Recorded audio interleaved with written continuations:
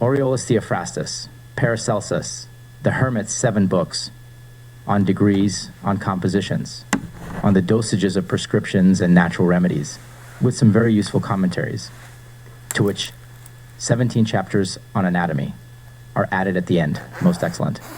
In Greek, aneshu kaiepchu, or in English as Bear and Forbear, in Basel, Switzerland, by Peter Perna, 1568. Lectori salutum epistola, or Letter of Greeting to the Reader. Among many who are called and a few who are chosen, they have wished to buy and certainly reread the books of Paracelsus, most excellent reader. It is clear. Those of which the notable quibbler Leo Suavius holds the first place shortly after the beginning have been infused with sacred teachings, the admirable providence of the Almighty, into Theophrastus above all men, so that he might show the way to both medicines to those seeking the mercy of Christ, to obscure, indeed to dishonor ignominiously, to lead into hatred by mere riddles and lies, to deter and alienate the minds of the simple and the novice. They are known to have applied all their effort to those. In order to bring the highest aid to those in extreme distress, warned by the example of the Samaritan and the sacred precepts, to apply balm to wounds, and like noble dogs to Lazarus, licking the sores. They have restored, to strengthen weakened forces, to help the spirit of life. They should learn and become accustomed to venerate the utmost clemency of the intellect. Therefore, for these and other reasons, since the books of Paracelsus, published many years ago, now barely 2 or 3 copies of some are available for sale. Hence, when I heard some complaining about the rarity of such works, I decided to make them accessible again for free. And now, presently, I have taken care to restore the treatises on degrees and compositions of the received ones with commentaries, to which a small treatise on anatomy at the end is attached. For thus I usually imbibe grains of salt to preserve the small body from decay until the balm itself comes forth. Therefore, it will be your duty in the meantime to act sincerely and to interpret all things rightly that are approved, to show no ingratitude to those more learned, and to frown at your own ignorance, since it is not for everyone to go to Corinth, but that there are 24 hours in a day, each of which, since each are unequal among themselves, to carry out different operations by the will of God, to have reason and to heed him who hears and elevates the humble and constant in prayer, without ceasing to ask that he may place the summit in the highest places. Then you will feel these labors to be true and produce very healthy fruits. Do not be deterred by the false and colored, indeed devilish expositions of Suavius, which he wickedly devised and published above the books of Paracelsus on long life. Carefully consider the lies of the same roaring lion. You will easily discern how imprudent and shameless, a notable sycophant and ignorant of all philosophy he is. He denies the resolution of metals, which sufficiently shows this is industry and wisdom, having very little in itself. Farewell, given at Basel with a hasty pen on the 9th of February, 1568. Adam von Bodenstein, doctor and physician, Dedicatory, to Lord Adolf Hermann Riedesel and Eisenbach, a man of noble rank and excellent learning, his most distinguished and sincere friend, wishes the greatest health. The destruction of one is the generation of another. Firm and stable, all things born perish, and the death of one is the birth of another. All things gradually grow until they reach their highest state, from which they again descend and tend to destruction and take on new forms.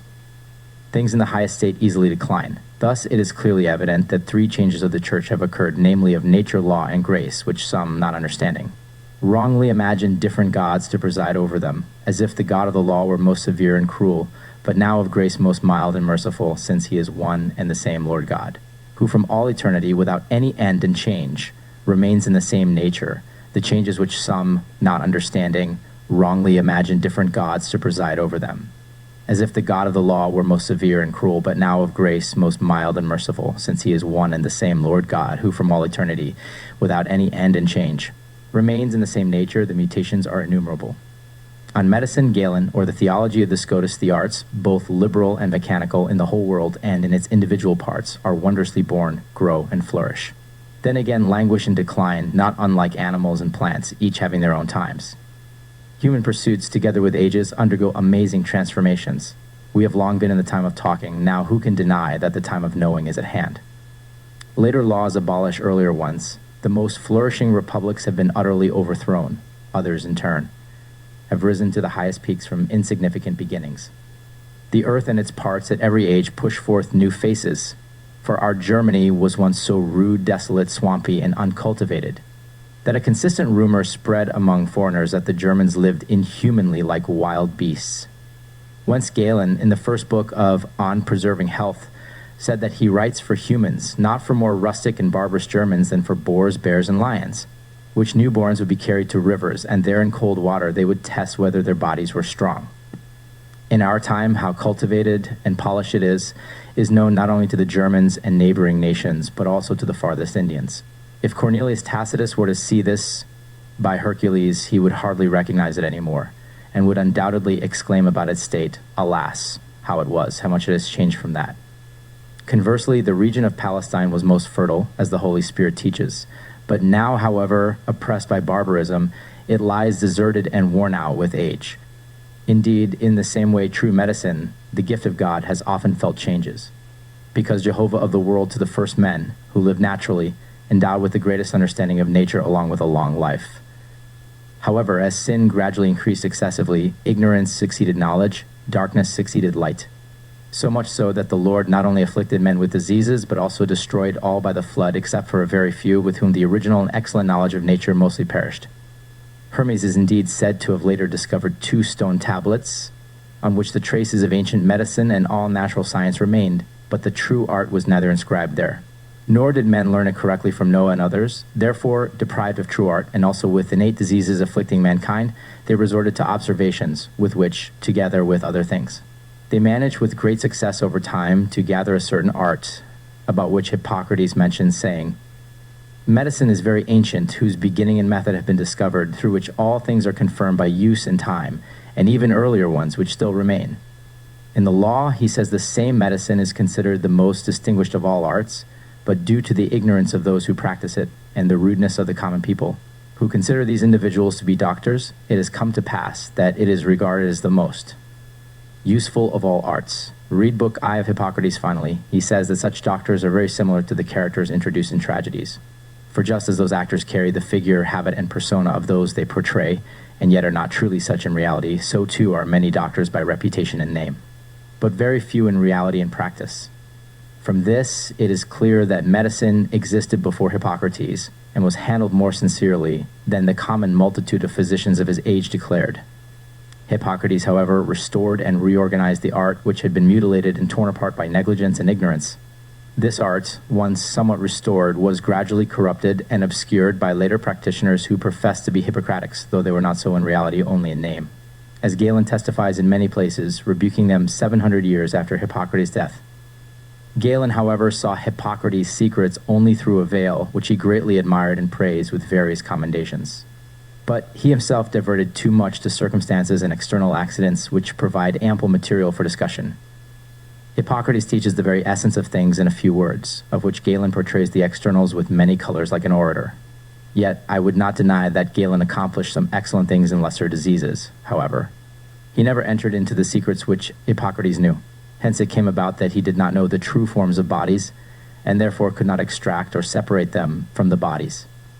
Thus, Hippocrates had his own gifts, and Galen had his, all of which God has granted according to his free will, who did not wish to bestow everything on those who scorn true religion, lest they should forever act as our instructors, and as if the Lord could not teach his chosen ones better things, having promised the greatest gifts to the pious.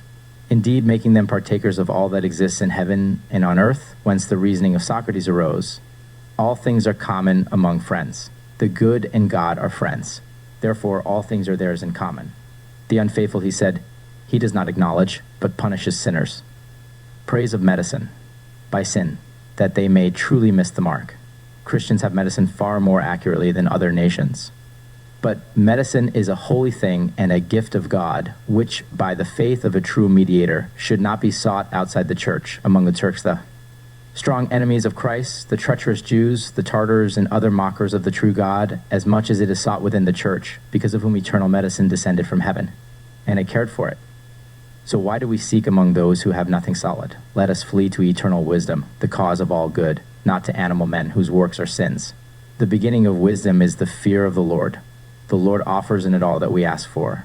If because of our iniquities we do not continuously follow all things, and do not enter into the hidden things of nature, we will knock sharply, and at the same time pray humbly, that we may enter through the true door, not covered. These three things we see with Theophrastus are especially necessary for a doctor, namely the most diligent inquiry into truth, a sharp pulse or constancy in seeking, and pious prayer, to which God gives all things to students and anointed ones. From this, let us begin our canons, not from our own and obscure conceptions of the mind. Let us be ashamed to fail, having sworn an oath under a true leader who bestows all things, avenges all, and has everything in his power, into foreign camps full of filth. Let us consider all diseases and all death to be the punishment of sin, which no one can mitigate, much less completely avert, unless he is instructed by some excellent thing given by God, just as Christ, the true Son of God, has redeemed us from eternal diseases. So it is fitting that the doctor should ward off and cure the diseases of the body, and also the time of their dissolution should be venial, and that certainly cannot be done without heavenly medicine, which God grants as firm, certain, and effective against the operations of sin, so that through it we may recognize a far more divine medicine, and ours corresponds to it.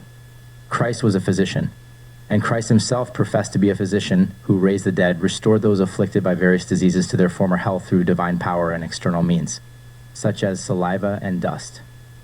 Often he also said only to the sick, "Your sins are forgiven," and immediately they recovered. The balm of the Samaritan. The Samaritan poured oil and wine into the wounds, fulfilling his duty with them. Because the Creator made all things, heaven, the elements, and all that is born from them for the use of man, and wishes us to inquire into them and use them for the benefit of mankind and his immense glory. Therefore, the firmament or heaven moving all lower things must be carefully considered, and its wonderful virtues in the changes of things must be observed, of which no one ignorant is worthy of the name of physician. The anatomy of the microcosm is necessary. In the third place, elements occur and whatever is born from them, to the extent that they are greater or lesser, that is. The individual parts of man are known, for the parts of both worlds cohere in a certain proportion, kinship, and necessity, which the spagyric art resolving bodies into their simplest forms, and demonstrating their most effective forms, solving the imperfect, makes most evident to the eyes. This either untouched physicians entirely left before our Theophrastus, or treated too coldly, although it is the soul and spirit of the whole art, which with the best experience of all is connected with the most certain examination of all things, which are general and all common to all. The sentiment from God through heaven, the elements and secondary bodies composed, given to reason, brings forth into light, explains, proves, and transfers to the most convenient use, by which both sense and reason simultaneously grasp the things themselves, not shadows. Physics should concern itself with tangible, not imaginary things. For all medicine is dispersed through all natural bodies, and no less do its parts recognize each other and necessarily adhere by a bond. Nor do we gather it from any other source than the parts of the world themselves, which we will always observe and read most diligently, for they teach more certain things than all the books written about this art up to now. And the entire world is one pharmacy, that is, a workshop of nature, which contains and produces real things, most useful to men, not fictitious and useless. The duty of the physician. Hence it is clear that medicine is a holy, firm, and most certain art, and its effects prove it not by money, because it is a gift of the highest deity and heaven the elements.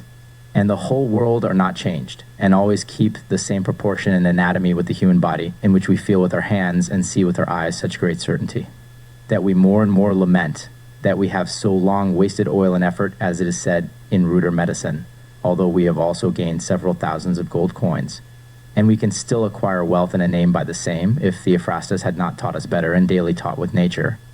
For medicine, as we have already said, is not established by the opinions of men, but by God and nature, who constantly and with great energy act and lead all things to the best end. Therefore, let us look upon the consenting, omnipotent God, nature, which wonderfully explains in various ways the majesty of the Lord, and invites us to the same, so that we may know the coherence of all things. Therefore, we will prove the art with heavenly doctrine and experience, nor will we concede such arguments. Hippocrates or Galen said it. Therefore, it must be true. But such things eternal wisdom has said, or nature demonstrates, wherefore it is necessarily true. If medicine until now were common and proclaimed by many books to be true, then the most learned in that art would also be the most excellent in curing diseases, which is known to be false to the blearate and barbers. I would declare this with many examples, were they not odious. Let each one weigh with himself whether experience corresponds to the precepts. It is indeed a shameful thing to write such large volumes, and to show the way to others, which is so deceptive that women often surpass them in curing diseases. It is still much more shameful for the doctor, than the fault would refute him.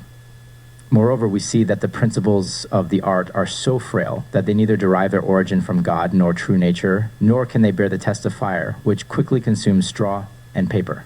And when they are removed, the art perishes. Wherefore, excellent man is not. Surprising if there is a restoration of medicine in these our times, in which God reveals eternal light and wonderful things. Because he himself dislikes the earthly fictions of man, but loves and desires to manifest his own good things, which are certain and holy.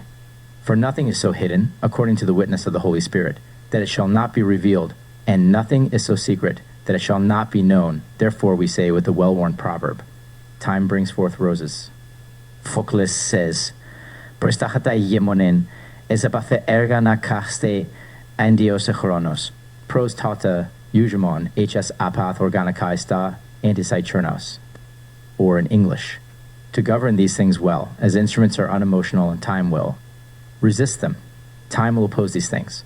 Plutarch, a serious and learned man, in his Problems, inquiring into the cause why the ancients sacrificed the heads of animals to Saturn, thinks that they meant to signify by this that truth is concealed and unknown, which time unfolds and reveals. For Saturn, who is called Earnas, almost Chronos, that is, who is called time, and additionally called the god and author of the end of time. By many signs we can say that changes are imminent, because they have climbed to their highest degree. Likewise, if we revisit histories, or read historians carefully, we will find that good and evil have grown together, not because they are the same, or exist equally in the same place, but because each has its own, and all tend in their order to the highest peaks. Just as for exquisite diseases, exquisite remedies, so in extreme times, extremes meet.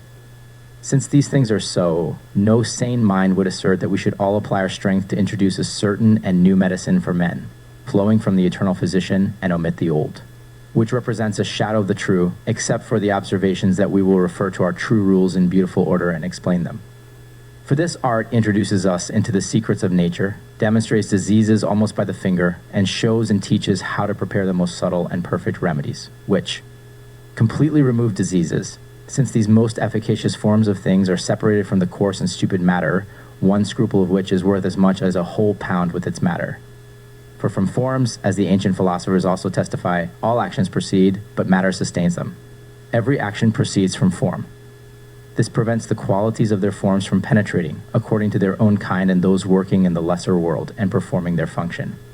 For whatever a body has outside, a person has something in the person related and similar to it, which comes and helps whenever it is taken. Thus, euphrasia heals the eyes with its form, which ascends from the stomach to the eyes, and seeks its related form, bringing support to it. Just as the forms of things each try to produce something similar to themselves and to preserve their forms, lest they perish. And just as the soul immersed in the perishable things of this world does not grasp the things of the spirit, so also forms that are too tied and wrapped up cannot perform their functions, but the spagyric art excellently separates and makes them suitable for penetrating and helping their own parts. Therefore, no one will marvel that the disciples of the wisest Theophrastus completely cure diseases, hitherto incurable by my kind, the Galenists, such as gout, epilepsy, paralysis, dropsy, the French disease, and leprosy, because the secrets or abstract forms penetrate everything, purify, restore the body to its original health in all respects, by bringing help. Not by violently extracting anything, but by drawing out the attenuated evils, preserving and strengthening the good, with which they also remain. These things have not come to light until now, because each should be done in its own time. Therefore, I wish all those interested in medicine to be advised, and for the common good of the Republic encouraged, to focus their minds, embrace the offered good with both arms, defer wisdom to the time. As the saying goes, in philosophy and alchemy diligently practice God first and foremost, then learn thoroughly the whole world and its individual parts in man, and observe. Flee impostures, lies, and other similar deceptions, and do not surrender themselves to idleness, being deceived by external accidents, which always force them to be masked, never with a free and natural countenance. To this divine art, these 7 books of Theophrastus on degrees and compositions provide a path, by understanding which the mind is wonderfully enlightened, which has hitherto been lacking in almost all respects. The degrees and compositions were constituted and prescribed by external qualities, which should have been inquired into by composition and resolution, and by every anatomy, as our Theophrastus, diligently observing nature through long use and great labors, which the light of nature has most usefully promoted. ingeniously reduced all degrees to the four elements of all mixed bodies to the simplest forms, and justly assigned each offspring to their parents. Elements are concrete bodies, for the elements are nothing else but mothers, matrices, and the primary composed bodies, from which all remaining mixed ones are born, and into which they are resolved. They have no actual qualities in themselves, but all in potential, because from their combination, with the help of celestial virtue, any bodies can come forth. However, not just any body arises from any element, but each produces its own. Thus, the earth is the mother of its offspring, which are endowed with qualities, by which the children surpass their parents. Water produces its own and nourishes them. In the same way, air and fire nourish those born from themselves. There are three simplest bodies. Therefore, there exist three simplest bodies: sulfur, also known as resin, salt, and liquor, which are called mercury and codoronium, which no one should believe to be our salt, sulfur, and common mercury, because each of these agrees with the four elements, and they are resolved into the three primary and simplest forms of the same kind, from which the elements differ in many ways. For there are four elements, three principles, which are the simplest and primary forms of bodies. Those are mixed, and the primary composites, they precede these and nonetheless remain in the elements and all composites, whether physical bodies. They also agree that anything exists in potential and lack qualities. All physical bodies generate. Thus, the elements themselves are very abstracted from the senses, because the highest qualities are not inherent in them, but proceed from the element of fire. Their distinction and recognition are derived from their effect, for the nature of the earth is shown by its progeny, such as plants and animals. Likewise, what water is shown by those things which are generated from it, such as gems, minerals, and metals. Nor will you marvel that the elements lack qualities, since Hippocrates, Aristotle, Galen, and other philosophers with one voice testify that the elements are not found pure. That qualities are not present in actuality appears from composition. It is agreed that water and air are the best, which contain a bare and intense quality. No one nor shows that the four highest qualities are present, of which both or at least one would indicate that those qualities belong to them alone, but they clearly demonstrate the opposite to us. Because we experience by dissolving bodies, reducing them to what they are, that they are devoid of all quality, of herbs, namely, juices, wine, and many other things by digestion and separation. Finally, it lacks any excellent quality, and the more extensive and diligent the separation, the fewer qualities are sensed in the individual parts, which some know from the spirit of wine, which they therefore call the fifth essence, as it is of a celestial and not elementary nature. To bodies generated from the elements, only two qualities are attributed, which is clearly taught by the author with the best arguments in the beginning of his work. For whatever is truly warm is also dry, and whatever is actually cold is also moist. Aristotle and physicians have learned by use that these two qualities, coldness and warmth, are active, while the other two they consider passive, as if they're subjected to the former and followed their rule, which the active leaves the passive to its own nature. Hence, two qualities suffice for degrees and compositions, which I will teach, which the others necessarily accompany and embrace. And although the elements lack these qualities, they are nevertheless present in the bodies of individuals, so that all things that are born from the earth are of the first degree, from the air the second, from water the third, from fire the fourth. Physics teaches that these things are so and experience itself in dissolution. For we see that contrary things are born from any element. Thus, from the same small portion of earth, warm and cold things grow, such as wormwood and lettuce, sweet and bitter of different kinds. From the same parts also are born men of different natures, as cold and warm, slender and corpulent, good and bad. To you, most excellent D. Adolf Hermann, I have chosen to dedicate this philosophical and medical work, because I have well known your not common knowledge in the good arts and languages of humanity, and benevolently joined with talents and singular industry which you possess. You cherish and support learned men. These commend you greatly along with the splendid nobility of your lineage. Then I desire that these most learned books be cherished pledges and firm bonds of our perpetual and public friendship, once contracted at Neuburg in Bavaria, in the presence of the most illustrious prince. For I do not doubt that they will be most gratifying to you, as they will bring very much assistance to the most diligent true medicine and to all men. For it is incredible to say how much such a succinct description and perfect doctrine of degrees contributes to rightly understanding universal philosophy, since it demonstrates the degrees of all things from the most certain principles and various clear rules, by which we correctly distinguish their qualities, which the four elements produce. And we acquire no small amount of knowledge, if indeed the degrees are rightly known, physicists and physicians continuously know the states, properties, differences, affinities, faculties of simples and elements, the powers of composites, and in what proportion and method simple things are to be composed and necessarily applied. These things have far more in secret than they promise at first glance. Farewell most happily until the Nestor years in our museum. Be mine 1562 in Basel. Adam Bodenstein, Doctor of Philosophy and Medicine, the duty of doctors. It is most excellent and best for every true physician to have well understood his own and proper mental physician, and to know whether he is powerful in his own secret or not, just as you, Christopher. The best of the Zurich physicians usurp nothing in the medical faculty without clear judgment and exquisite, which 1,000 rightly call an unerring witness, conscience. But with what power I practice in this our monarchy, you may have it thus. Innate medical violence, Theophrastus, a doctor of Germany, my innate medical power is from my native soil. Just as Avicenna was a physician of the Arabs, Galen of Pergamon, and Marsilius the best of the Italian physicians, so too Germany, most fortunate, has chosen me as its necessary physician. For you know and you yourself universally acknowledge this, experience is the mother of doctors. Experience itself, like a mother, is of utmost importance indeed for our entire monarchy. Furthermore, every nation is also entitled to its own laws, and moreover, no foreigner can ever be well united with the native country, nor something contrary, that is. Something foreign can ever be well compared with something else contrary to itself. By the comparison of sayings. From this, indeed, observe, as you compare Hippocrates with me, and me with Avicenna, but Rhasis raises, with us three together, each namely according to his own country. Since both Arabs and Greeks together with Germans stand in equilibrium just like a triple mallow, and they make the amber of Germany and Greece equal to storax and turpentine, balsam and mastic. For it is not unknown to you that each country contains within itself the sources of its own element, to provide itself with what is necessary. For Arabia is the amber of its own country. And even if Chaldean air is not comparable to Arpinum, what does this matter to its diseases? The rose always belongs to its own country's rose. In the same way, indeed, each nation produces its own special and peculiar doctor, and that from its own origin. For every necessity provides its craftsman with industry. However, the same necessity of medicine, as a teacher and as a parent. Therefore, Italians can excuse themselves from Greeks and Germans from their own. For each of them has its own necessity, each one a special assistant of necessity, namely, of its own nature of the nation. And just as someone of the Arabs or Greeks may follow dreams and customs without any necessity, it is the mistake of the country, but the arrogance of the foreigner.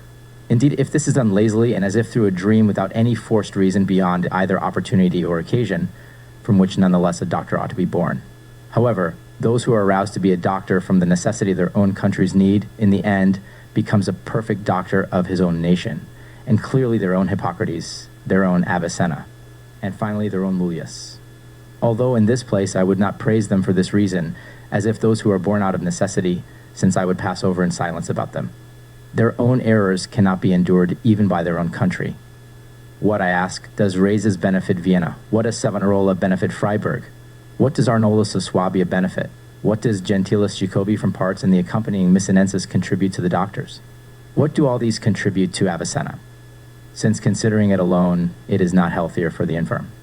Thus, this faculty is the one from which I write, which my country itself has given to me, and indeed the necessity that I mentioned from which I was born. Therefore, I dedicate this small book to you, so that you may have it recommended to you by printing it. It is, however, persuaded to me, these things of mine, that shortly from someone perhaps less experienced, a response will be given, and to that very one from me again. The outcome will prove the deeds.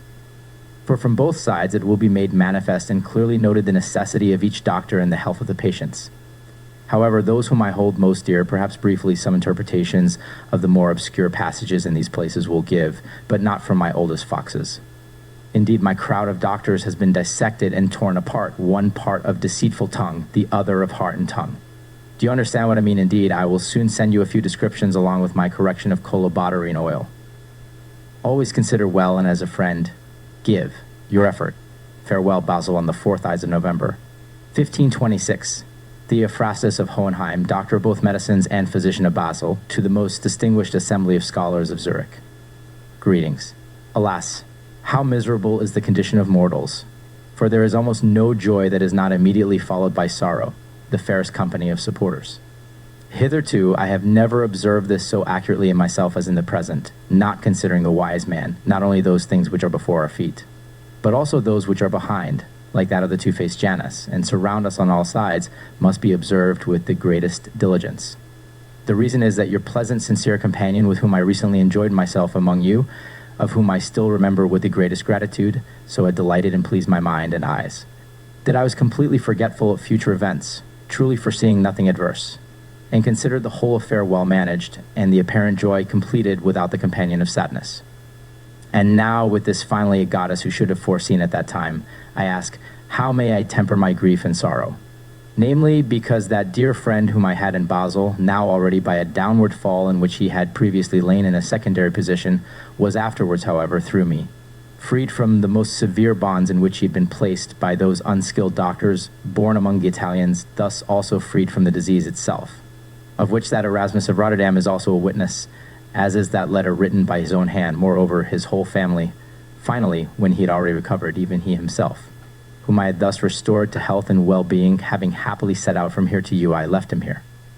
Meanwhile, while thus I indulged my spirit among you, and relaxed my mind, caught by that circumstance which I mentioned, he died on that day, he, I say, whom I love as my own eyes, Johannes Frobenius, the father and tutor of all learned and good men, indeed, he himself also learned and good, the most diligent propagator of all kinds of learning.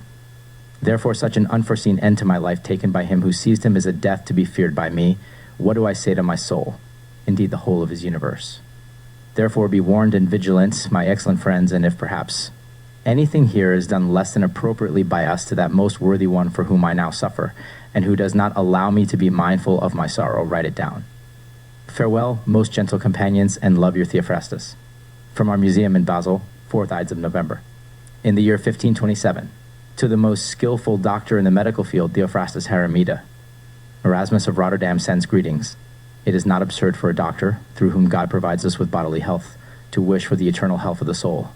I marvel at how you know me so thoroughly, having only seen me once. Your enigmas, not from the medical art which I have never learned, but from miserable experience, I recognize as very true. I have felt pains in the region of the liver for a long time now, and I could not divine what the source of the ailment was. I observed fat deposits in the urine several years ago. As for the third matter, I do not understand it well enough, but it seems probable to me, as I said, to be troublesome. These past few days I have neither treated nor eat, neither to be ill nor to die, overwhelmed as I am by so many labors of study. Yet if there is anything that, short of death, can alleviate my affliction, I ask that you communicate it. If you are distracted, in very few words explain more fully those things you noted more than laconically, and prescribe other remedies which I may take when I am free. I cannot promise a reward equal to your skill and diligence, but I certainly promise a grateful heart. You have brought Frobenius back from the dead, which is half of me. If you restore me as well, you will restore both of us. May there be that fortune which would remove you from Basel. These things written extemporaneously, I fear you may not be able to read them. Farewell. Erasmus of Rotterdam, with his own hand, Book 1. Theophrastus of Hohenheim, Doctor of both medicines, on degrees, and compositions of receipts and natural things. Chapter 1. Two Constitutions of Nature. Before I begin to discuss the degrees, the constitutions of nature must be observed, of which there are two, one warm and one cold. Furthermore, each of these has within itself a certain innate quality. Diathesis is an affection or disposition, for the degree is either warm or absolutely cold. If warm, absolutely dry. If cold, absolutely moist, for this is the nature of Lapalne according to the nature of essences.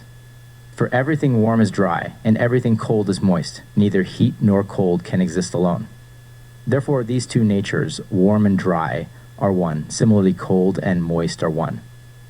Thus, degrees are easily understood, as each thing exists in its own degree, and each thing occupies a certain degree. To this place, then, those who have long worn cataracts in their little cloths will protest. An immature small works about existing things in the four complexions.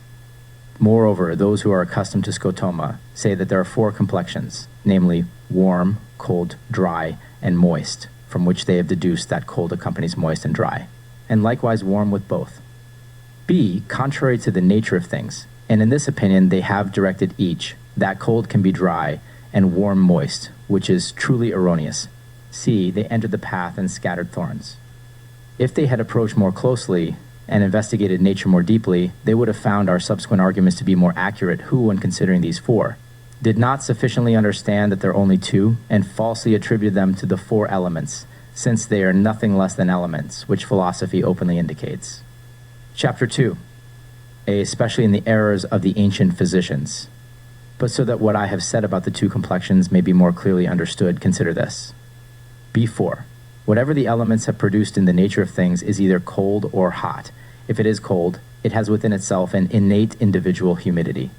Therefore, where there is humidity, there is also cold, thus warmth is dry. For dryness belongs solely to warmth, nor can it be that cold is dry and warm is moist. A. This is said of Ares, who arranges the form or appearance of things so that this herb has a different appearance than another. For these are the elemental conjunctions, which come from Ares, as is evident from the example of man and woman. Man has in himself warmth and dryness, but woman has cold and humidity, but it refers to the complexions as graded by degrees. Therefore, it must first be observed what is humid, what is coagulated, and finally what is resolved dry. B. Moisture is of two kinds, watery and coagulated, which appears in crystal, which is cold and moist, though its shell is dry, but it is coagulated moisture. For from this flows the common error which is wont to spread even among the foremost physicians. For example, consider crystal, which appears cold, moreover dry and arid, for it dries and parches, but falsely. For the very dry power of crystal is coagulated moisture, and in its administration it transmutes and compels any excess into coagulated moisture, which then resolves again, like ice. Similarly, in petroleum, the resolved dry is not as it appears, for dryness is resolved in the substance of its body. Therefore, in this place of the epilogue, I define the degrees to be observed in two ways, warm and cold. Hence, also dry is twofold, and moist is twofold, namely dry in itself and resolved dry, moist in itself and coagulated moist. The rest of what is desired in this place is found in philosophy itself. Our discussion on elements and elementary things from the four matrices. Chapter 3. Although more should be said here about degrees, and the compositions of prescriptions against Mesu's descriptions, and against their light of apothecaries, namely in the darkness about troches of Aladahala, or of Opoponax. The famous physician referred to as Mesu is Yohanna ibn Masawai, also known as Mesu the Elder, or John Mesu, a prominent figure in the history of medicine. He was an Assyrian Nestorian Christian physician who lived during the 9th century, circa 777 to 857 AD, in the Abbasid Caliphate, primarily in Baghdad, than I have previously noted, yet Spirus, because these things are well known even to those somewhat skilled in the medical field. I cannot pass over this place in silence, and must address those things that have so far been falsely and commonly disseminated through a certain error. Although the sequences are against Rhasis and Averroes, especially in Colligate, and in the 9th book to Almanzor, and in the 4th book to the king. This must be understood in the following manner. First, the main points about elemental degrees, according to the description of complexion according to Machon, must be observed, especially those that only pertain to elemental afflictions. But also those that are purifying, those things that preserve the body and are not of any complexion, are not cured by heat or cold, but by specific form, incarnating, laxative, constrictive, repercussive, diaphoretics, narcotics, in cicatrisantes, for those working in Eshpar, that is, those who gnaw away corrosive flesh, and in similar kinds. But above all, a full understanding of diseases is required, and therefore under each of these, the degree of each illness. For wounds, the degrees required are, namely, of incarnation. For hyposarcha, the degree of excitation, hyposarcha, a condition involving underlying flesh or tissue, potentially a type of wound, ulcer or sore that affects the deeper layers of tissue, gradus excitationis, the degree or step involving excitation or stimulation, referring to treatments aimed at stimulating healing or activity in the affected tissue. For gout, the degree of comfort. For epilepsy, the degree of specification. For cachexia, the degree which is from a mixture. If you examine all these well, then finally approach the composition of the prescriptions. Nor do I think it should be omitted here that to attain a perfect understanding of both illnesses and their degrees not only requires medical profession, but also astrological knowledge, and furthermore, alchemical expertise. For all these require a perfect and indeed long experience.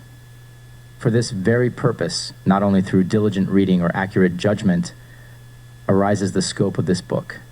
Finally, if you seek further details about the degrees from this place, pursue them through constant practice, in flowers, in anthers, in pollen, wherefore we send you all to learn the virtue of the anther. Furthermore, Terinibin, in which it is notably esteemed. Lastly, to the flower of cherry. That is to potable gold, which is the ultimate medicine, ipsios and ecetos, Chapter 4. Before we come to the degrees themselves, certain rules of degrees must be observed, by which the degrees are regulated when they are increased or diminished. Therefore, in the beginning, you will observe in this manner. Whatever is from the elements of earth occupies the first degree, such as lettuce, violet, anthios, etc. Similarly, whatever comes from the air, such as pestilence, pneumonia causes, exists in the second degree.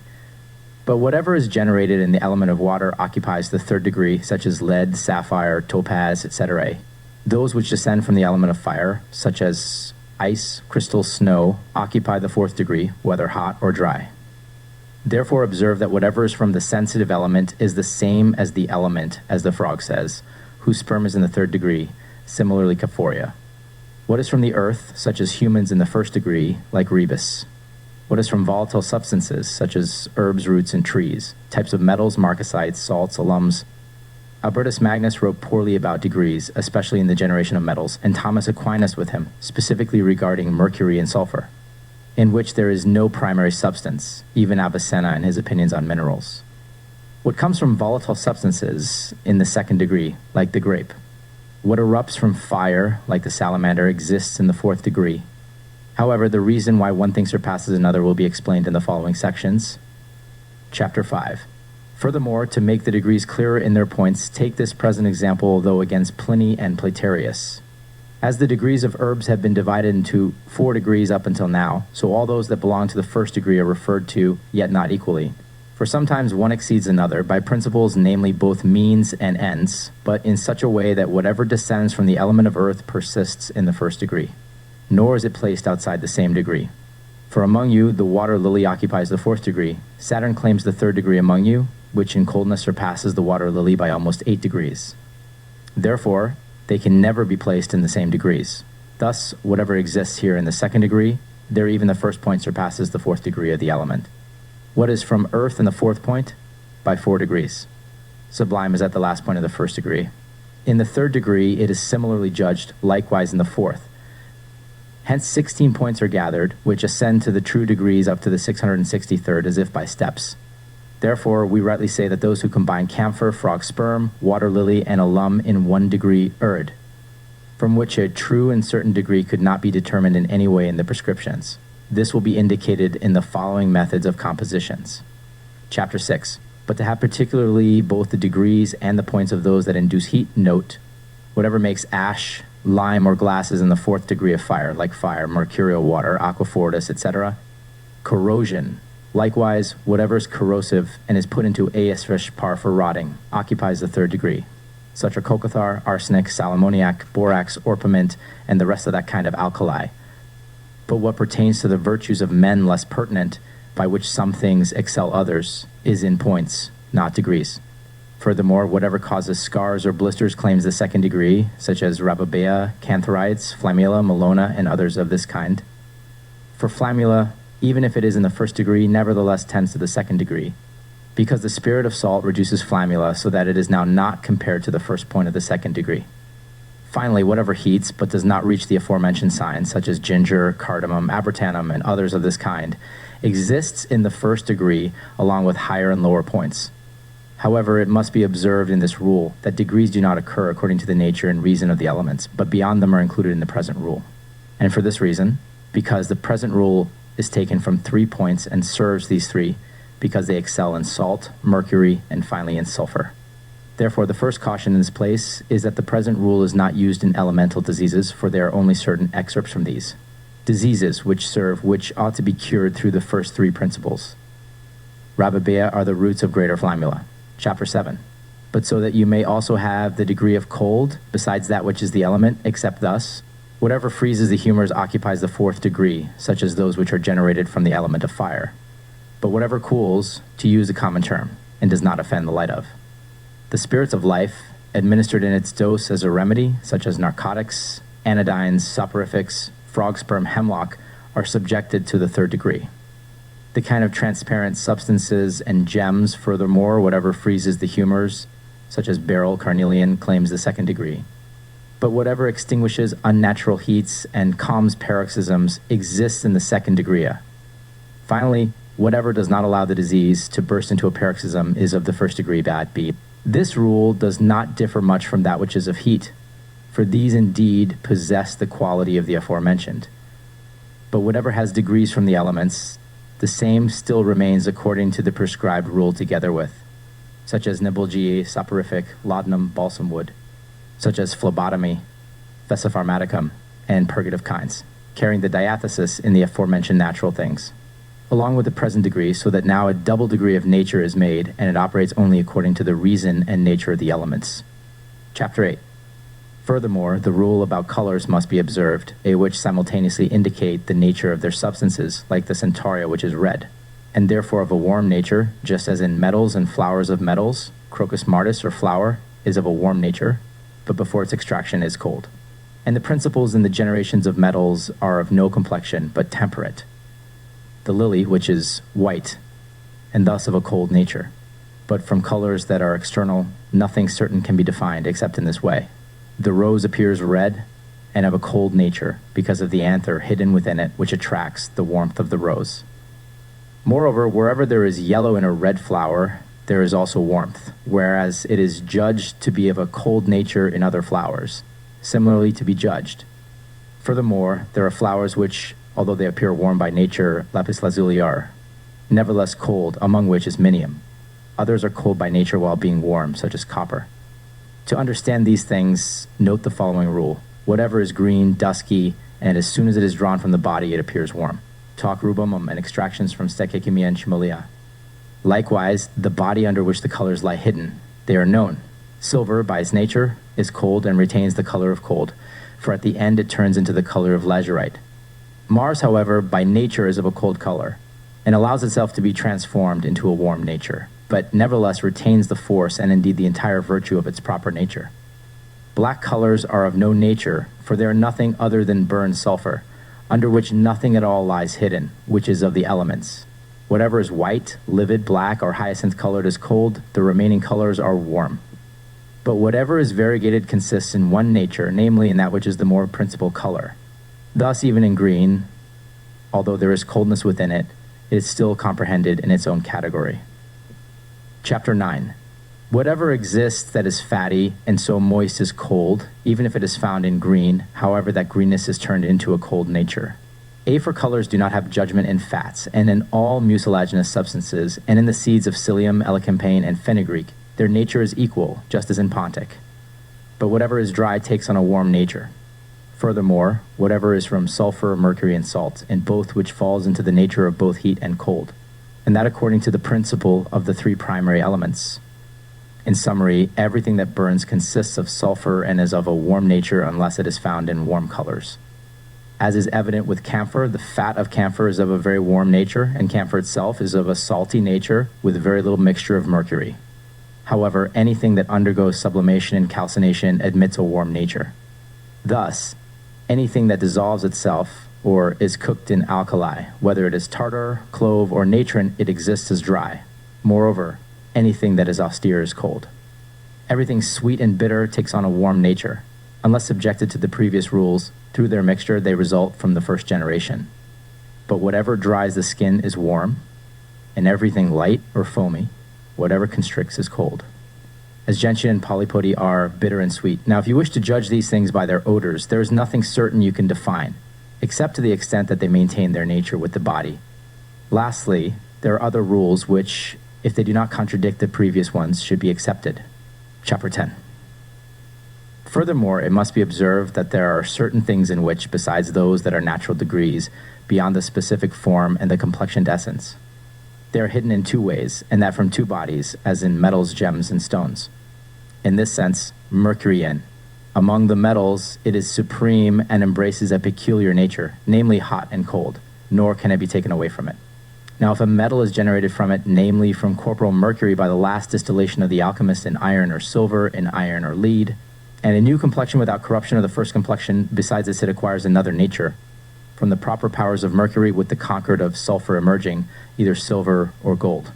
Things within according to the description of the receivers, by Raimundine preparation, the first nature as its own.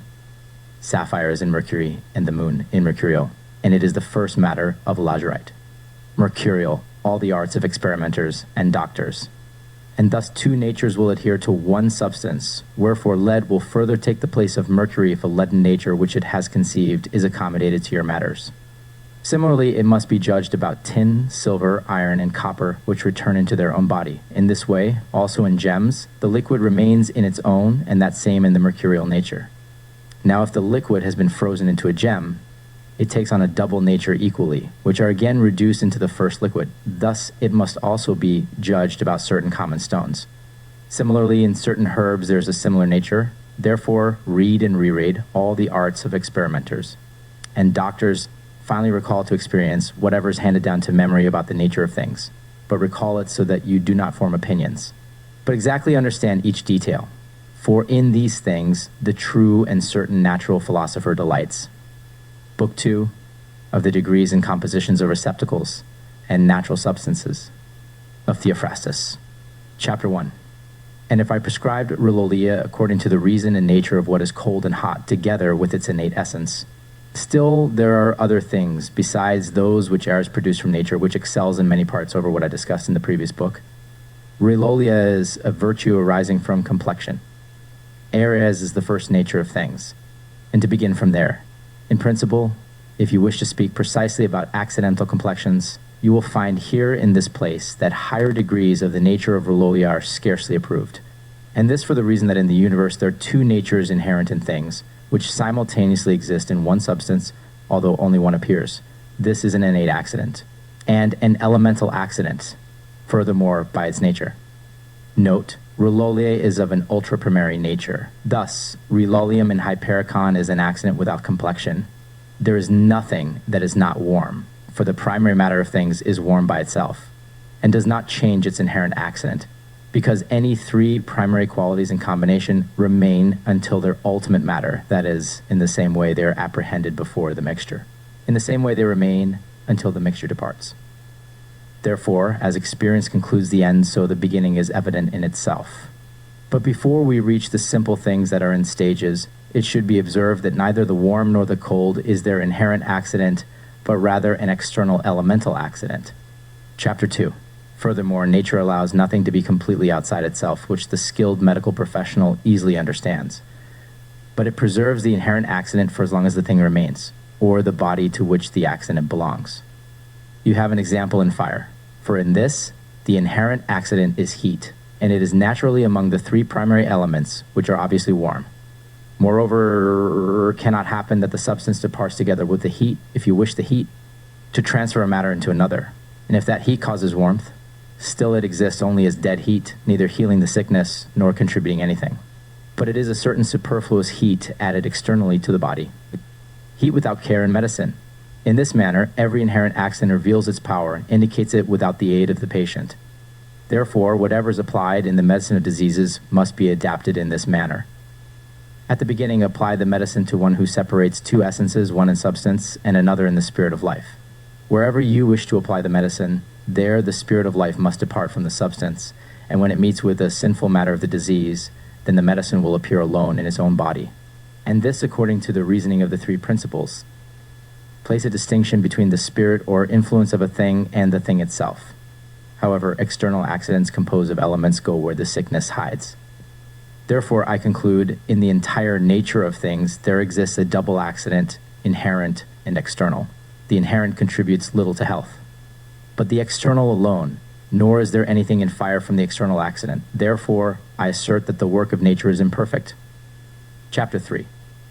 In principle, when nature brings forth in its own element, the archeus is the disposition of nature. Nature thus disposed, accordingly prepares as nature of the private Iliaster is the own matter of all things, from which all have their origin, elements three, and consist of salt, mercury, and sulfur, in such a way that eras as the first nature of things clearly consists in the three primary elements, and generates in the same matter of the body's substance. This generation is for the sake of the body alone, so that the same appears with the real eleo.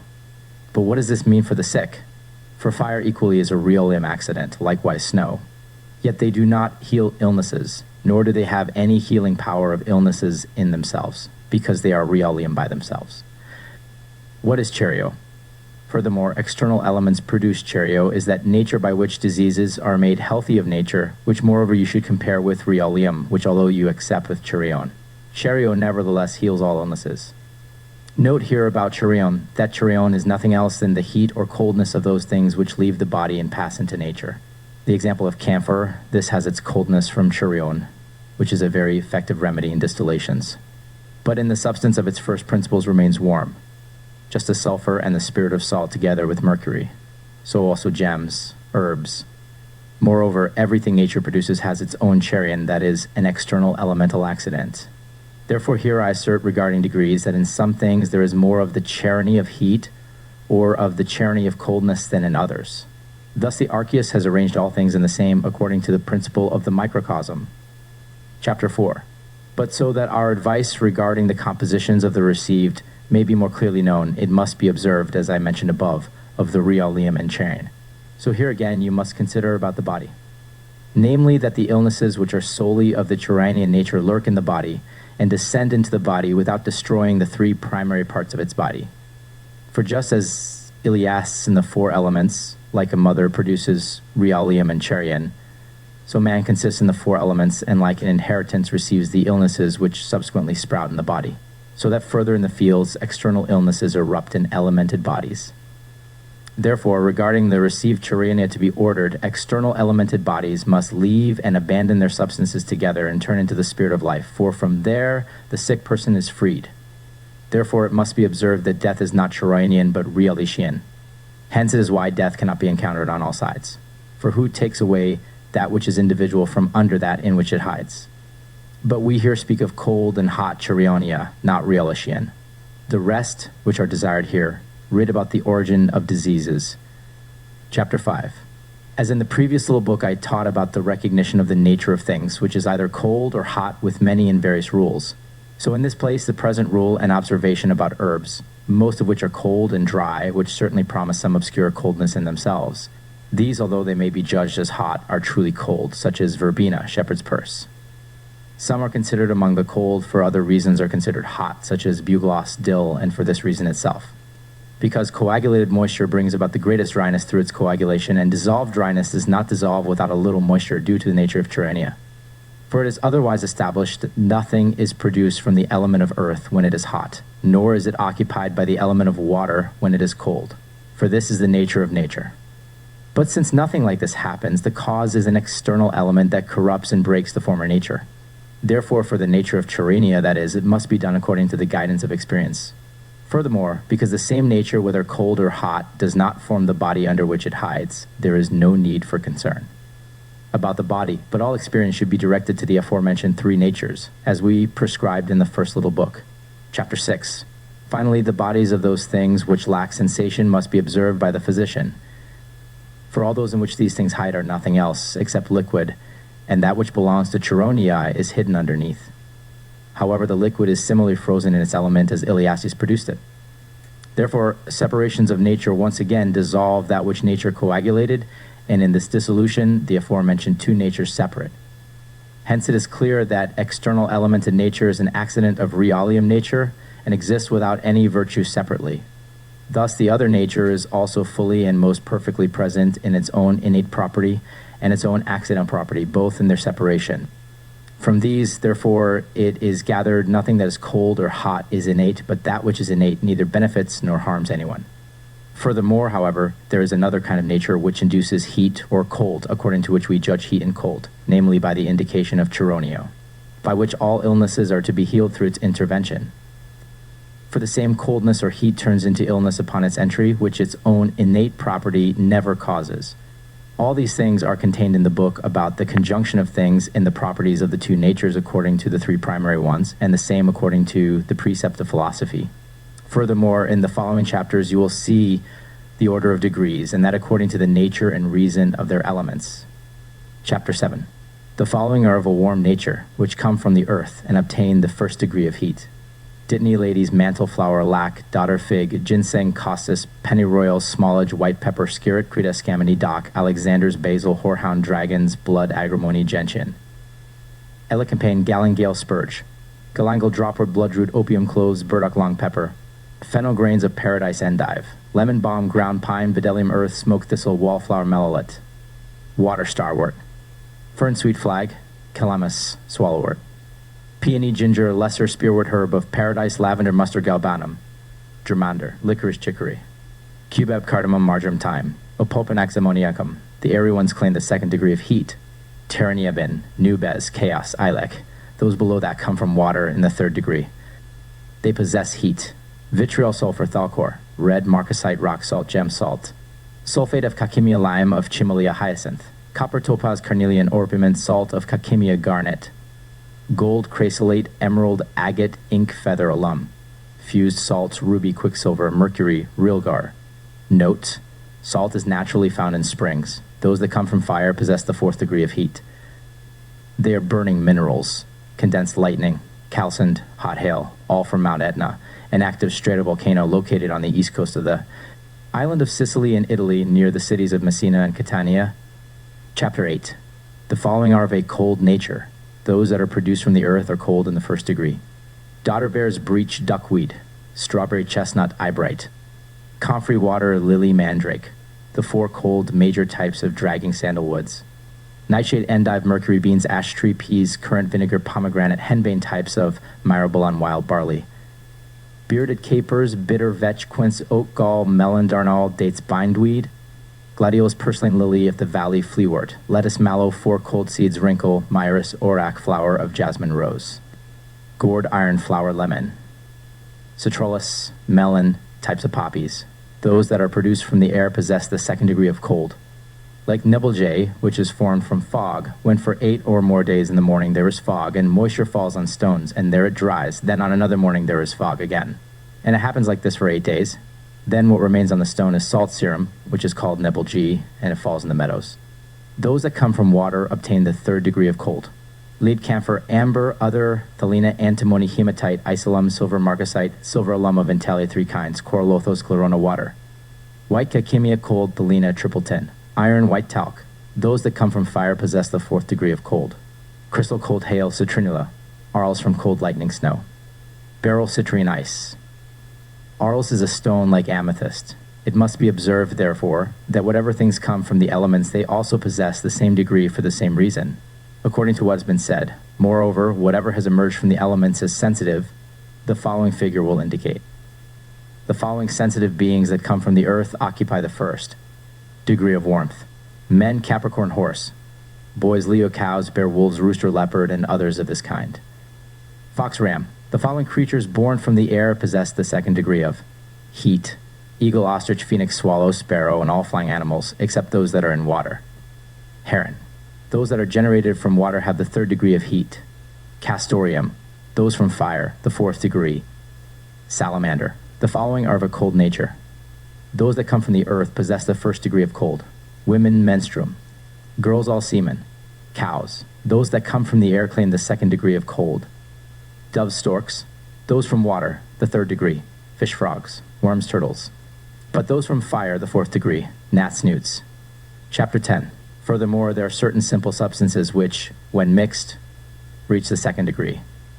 Although these do not fully attain their degrees according to the reason and nature of the elements, those that are in the first degree reach the second, and those in the second reach the third. And those in the third reach the fourth degree, as shown in the following figure. Simples, rose, anther, caper flowers, self, heel flowers, violet water, lily, St. John's, wort flowers, century flowers, nightshade, chamomile, cornflower flowers. Additional compositions: oil, vinegar, burning wine, raw vinegar, and all kinds of fat. Distilled. Although the nature by itself is not very cold, the composition makes it so that through addition, it bursts forth to the second degree of coldness or heat, which is evident in our ose oil and in rosy vinegar and of other hue.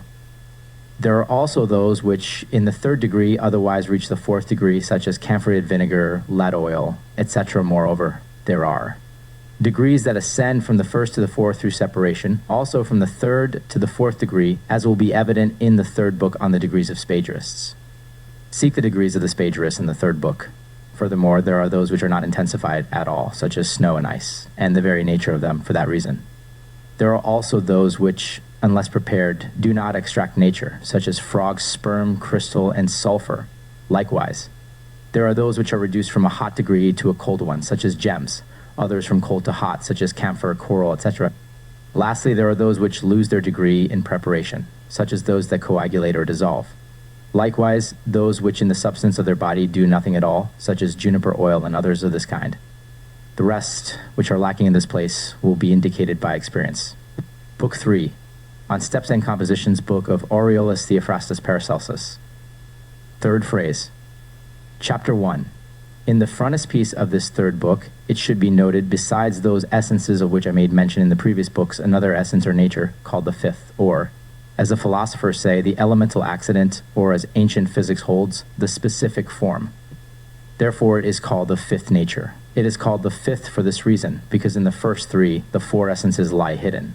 Hence the elemental accident, and what in this place is called the fifth, whose nature is neither hot nor cold, without any complexity in itself. But, to make the example clearer, the fifth essence alone introduces firm health, just as there is fortitude or firm health, which in a man is brought to its end without any complexity. So in nature, virtue lies hidden. For whatever drives away illnesses is nothing other than a certain strengthening, just as if relying on forces you drive away the enemy.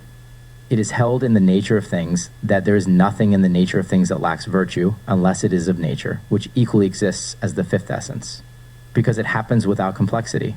Although coldness may sometimes nourish, and sometimes heat, nevertheless it is beyond nature, and it is derived from the virtue of the relaxed nature. But whatever operates according to nature, the fifth essence of that thing exists. For in this, the virtue is arranged to remove filth from the body, just as the healing in wounds brings in fresh flesh, so that with their virtue intervening, the harmful material is removed. These three are of a triple essence but one virtue, which, according to proper terminology, is called the fifth essence. Chapter 2. To the knowledge of the degrees which are mostly of the fifth essence of those things of those that strengthen, four are primarily to be observed. First, whatever is from earth occupies the first degree of health. Second, whatever is from air affects the second degree. Third, whatever is from water, the third. Fourth, whatever is produced from fire claims the fourth degree. The hidden fifth essence of nature. Furthermore, it will be in vain for anyone from earthly substances to strive for the fifth essence similar to that which is derived from air. In this way, those things which are from air can never be compared to those that arise from water. In this view, the fourth element is to be judged, an example of the extracted fifth essence from Chelidonia. There is nothing that labors through the fifth essence of Chelidonia, the fifth essence of the phoenix, the fifth essence of gold, likewise through the fifth essence of gold, the fifth essence of fire. Although in Chelidonia, Melissa, Valerian, more of the arcane, and in other things it is present, nevertheless its degree excels them, so that by this eminence that arcane surpasses many parts. So in any degree one thing is higher than another, therefore in earthly things it is to be observed, whether Chelidonia or Melissa prevails, whether Melissa or Valerian. Likewise, it must also be judged regarding the other three elements. Chapter 3.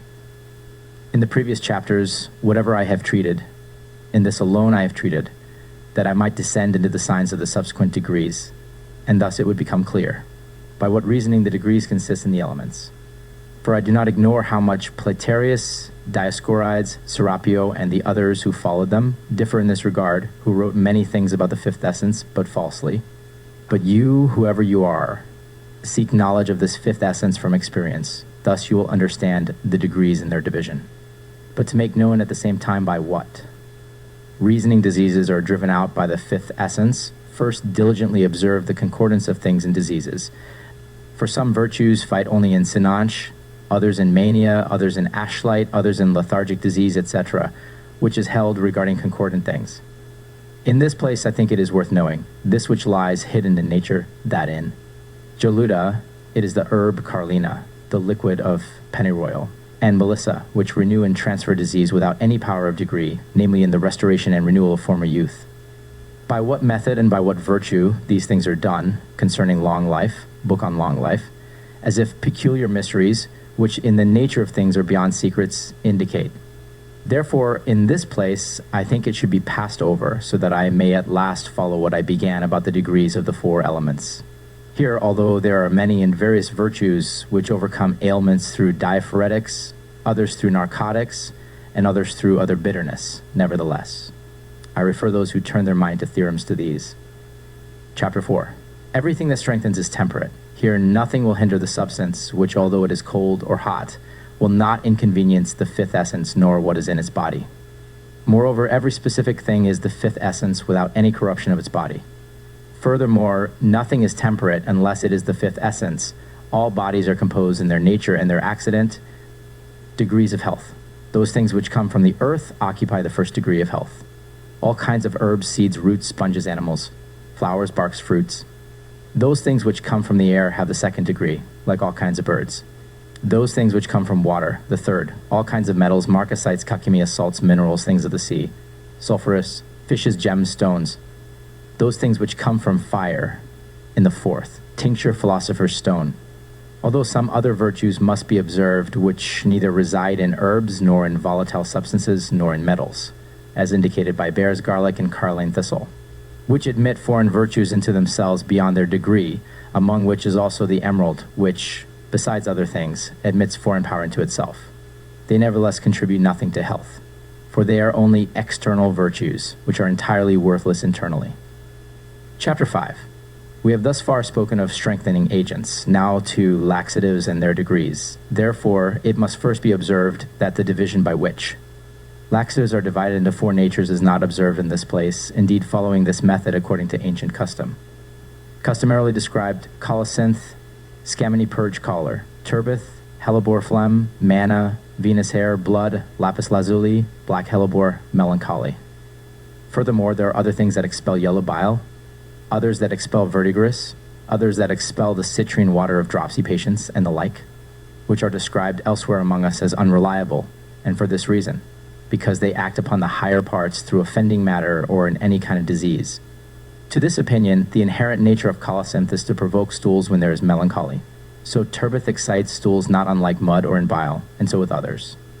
Therefore, the judgment, which is based on the colors of stools, is not due to the nature of the disease, but rather because it is the stools that need to be examined. Moreover, stools are sometimes produced according to the nature of the illness from which they are derived, but one must act without distinction, by which purgations, purges upwards, these stools are controlled, namely not according to the nature of the four humors, but rather according to euphorbia cannot similarly spurge root by expelling that which the other two can never achieve, sometimes precipitated, sometimes spurge, similarly cassia fistula. Furthermore, sometimes in fevers it purges febrile humors as a laxative, like centaury, sometimes in cataleptic disease, like hellebore, sometimes in cases of ascarids, like agaric, and other things of this kind. The cause is nature, not the humors, which is ordered in such a way to remove whatever is melancholic, choleric, phlegmatic, or any other matter that can be related here. For from all these can be derived what you call greenish bile, as is regarded concerning the humors. All these kinds of mysteries in themselves shall be revealed separately, as experience will show. Chapter 7. Note the following about the degrees of more intense and less intense purging. The degree of dissolutions, polypody, locust pods, Venus's hair, turpentine elderberry locusts, dwarf elder locusts. Locust is the extremity of a tree. Senna, manna, germander, chicory, stomach medicine, whey, from which cheese is made. 2. Mountain juniper, hermidactylus, cyclamen, turbith, azarabicara. 3. Rhubarb, spurge, vitriol, digridium, agaric, lazuli, scammony, century 4 hellebore, colocynth, euphorbia, serapinum, spurge flax, precipitate. Chapter 8. On incarnatives and consolidatives. Know this about incarnatives and consolidatives. Incarnatives and consolidatives encompass 4 degrees within themselves. Consolidatives, however, in the same way as laxatives, exclude elements. Therefore, it must be observed in principle by what rationale the illnesses we wish to treat are classified in degrees. For from these follow the degrees of natural things. For some heal fractures of the bones, others treat wounds, others common ulcers, others swellings and cancers. Hence, the 4 degrees follow in this manner. 1. Heal fractures of the bones. Ladies' mantle periwinkle parsley, diapensia round birthwort, comfrey, 2 heal wounds. Natural balsam, artificial balsam, powders of the apostles, potion of wounds, plasters of the apostles, apostolic ointments, oil of St. John's wort, oil of centaury, oil of prunella, oil of dill, oil of turpentine, oil of benedict, oil from bricks. 3. Heal abscesses and common ulcers, gum plasters, mummy plasters, apostolic ointments. 4. Heal cancer swellings, mercury composition, brassavolas composition, realgar composition. Here, all surgeons come together, of whom I have not yet seen a single one worthy of the title. Here, I say, hurry together, impostors, so that once you recognize each degree separately according to the prescription, from which for several centuries you have strayed far, captivated namely by the enticements of your little recipes, which from boyhood you have begged for here and there, or obtained for a worthless nut. Come to your senses, I beg you, come to your senses, and from your ointments of mustard and poultices, which run haphazardly upward, downward, in confusion, finally lead to the true method of healing. Chapter 9. There are moreover other things different from the aforementioned, which possess their own degrees equally, of which poisons are an example, in which the degrees must be especially observed, lest their elemental nature be admitted into the composition of the mixtures. Therefore, first, the quantity of the poison must be inspected, and then the weight must be adjusted, and in this sense, poisons in degrees, one simple by itself, colcathar, alum, 2 reverberated, spirit of Jupiter, spirit of Saturn, 3 calcined, tartar, sisum, 4 sublimated arsenic, mercury, the remaining kinds of poison, such as spiders, toads, scorpions, lizards, snakes, smaller dragons, and others, because they are not ingredients, I think should be passed over, except for tyre, which will be mentioned in its place. There are moreover those that provoke menstruation. Therefore, in stopping menstruation, they have been reported as very useful, namely among other remedies arranged according to the measure of their degrees, according to the prescription. There are also those that suppress tumors and provoke urine. All these and similar things must be sought from experience and are concordant. This about the degrees. The rest which is needed in this place, continuous use will indicate. Now about the degrees of spagyric remedies. Chapter 10, the degrees of spagyrics. The true understanding of spagyric names lies in experiments. From spagyric industry, 4 degrees arise in the same way with the 4 elements which surpass the remaining degrees in their quantity. Moreover, wherever the last degree ends, there the first point in spagyrics has its beginning in this way. Herbs, oils, fruits, roots, resins, fungi, 1 oil from all. Seeds, gums, lichens, 2 by distillation from vulture's raven, dove's magpie, heron, 3 vitriol water, liquid, mercurial water, vulture, dove, heron, raven, magpie. 4 oil of crystal philosopher's stone, oil of beryl tincture. All these things are hot. For the spagyric degrees remove the elements, and beyond what is elemental, they proceed with their degrees. Therefore, to understand these degrees, full and perfect experience is required, so that you may see their preparation, which, from the elemental state, come to where they surpass the elemental. Those that are from the earth occupy the first degree of the spagyrics. Of seeds we have dill, juniper, cardamom, cloves. Of roots we have henbane, rhubarb, angelica, masterwort. Of woods we have ebony, juniper, sandalwood. Those from the air obtain the second degree. Of fruits we have nutmeg, ilex, turnyaben. Of birds or volatiles we have phoenix, eagle, dove. Those from water occupy the third degree, as from 3 percentiles we have gold, mercury, silver, copper, lathone, iron, lead, tin, electrum. Of gems we have sapphire, emerald, garnet, topaz, ruby, hyacinth, amethyst, coral. Of minerals we have marcasite, kakemia, talc, realgar. Of salts we have vitriols, alums, salts, 4. Those that claim the 4th degree from fire, as from beryl, crystal, ards. And those that descend from the aforementioned 4 elements, as from the earth they are waters of life, distilled circulating waters of balsam. Ards is crystal made from liquids, distilled liquids. From the air they are distilled birds, teraniabin, nuba, ilek. From water they are drinkable gold, silver liquor, mercury solution, sublimated, calcined, reverberated, dissolved, frozen. From fire they are crystal liquor, beryl liquor, Ardene liquor, most illustrious Theophrastus von Hohenheim's. Book 4, on the degrees and compositions of remedies.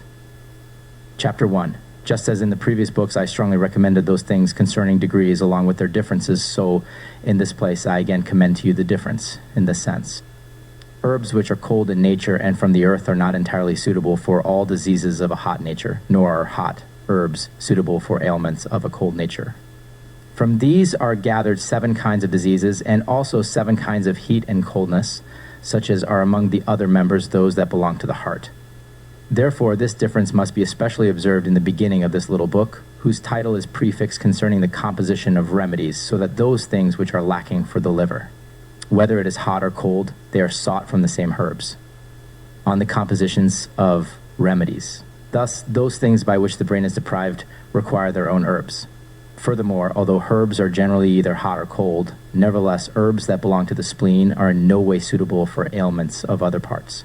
Therefore, following the understanding of degrees, the difference of herbs is as follows, in this manner. Chapter 2. Division of the herbs into 7 species. Understand the difference of herbs in this manner. Firstly, herbs are divided into 7 species along with the remaining elements, and the same is according to the nature of the star, which equally corresponds to these in 7 species. Furthermore, just as these receive a 7-part division, in the same manner the body receives a 7-part partition, and each part affects the corresponding part equally, so that those under the sun are adapted to the heart, which are doubled. Those under the moon are for the brain, and this in both degrees. Those under Venus heal the kidneys. Those under Saturn strengthen the spleen. Those under Mercury defend the liver. Those under Jupiter concern the lungs. Finally, those under Mars are entirely suitable for the bile. Furthermore, although herbs together with simples are not governed by the planets, nor are planets by them, nevertheless a certain singular dominion exists in each element without the mixture of another. Chapter 3.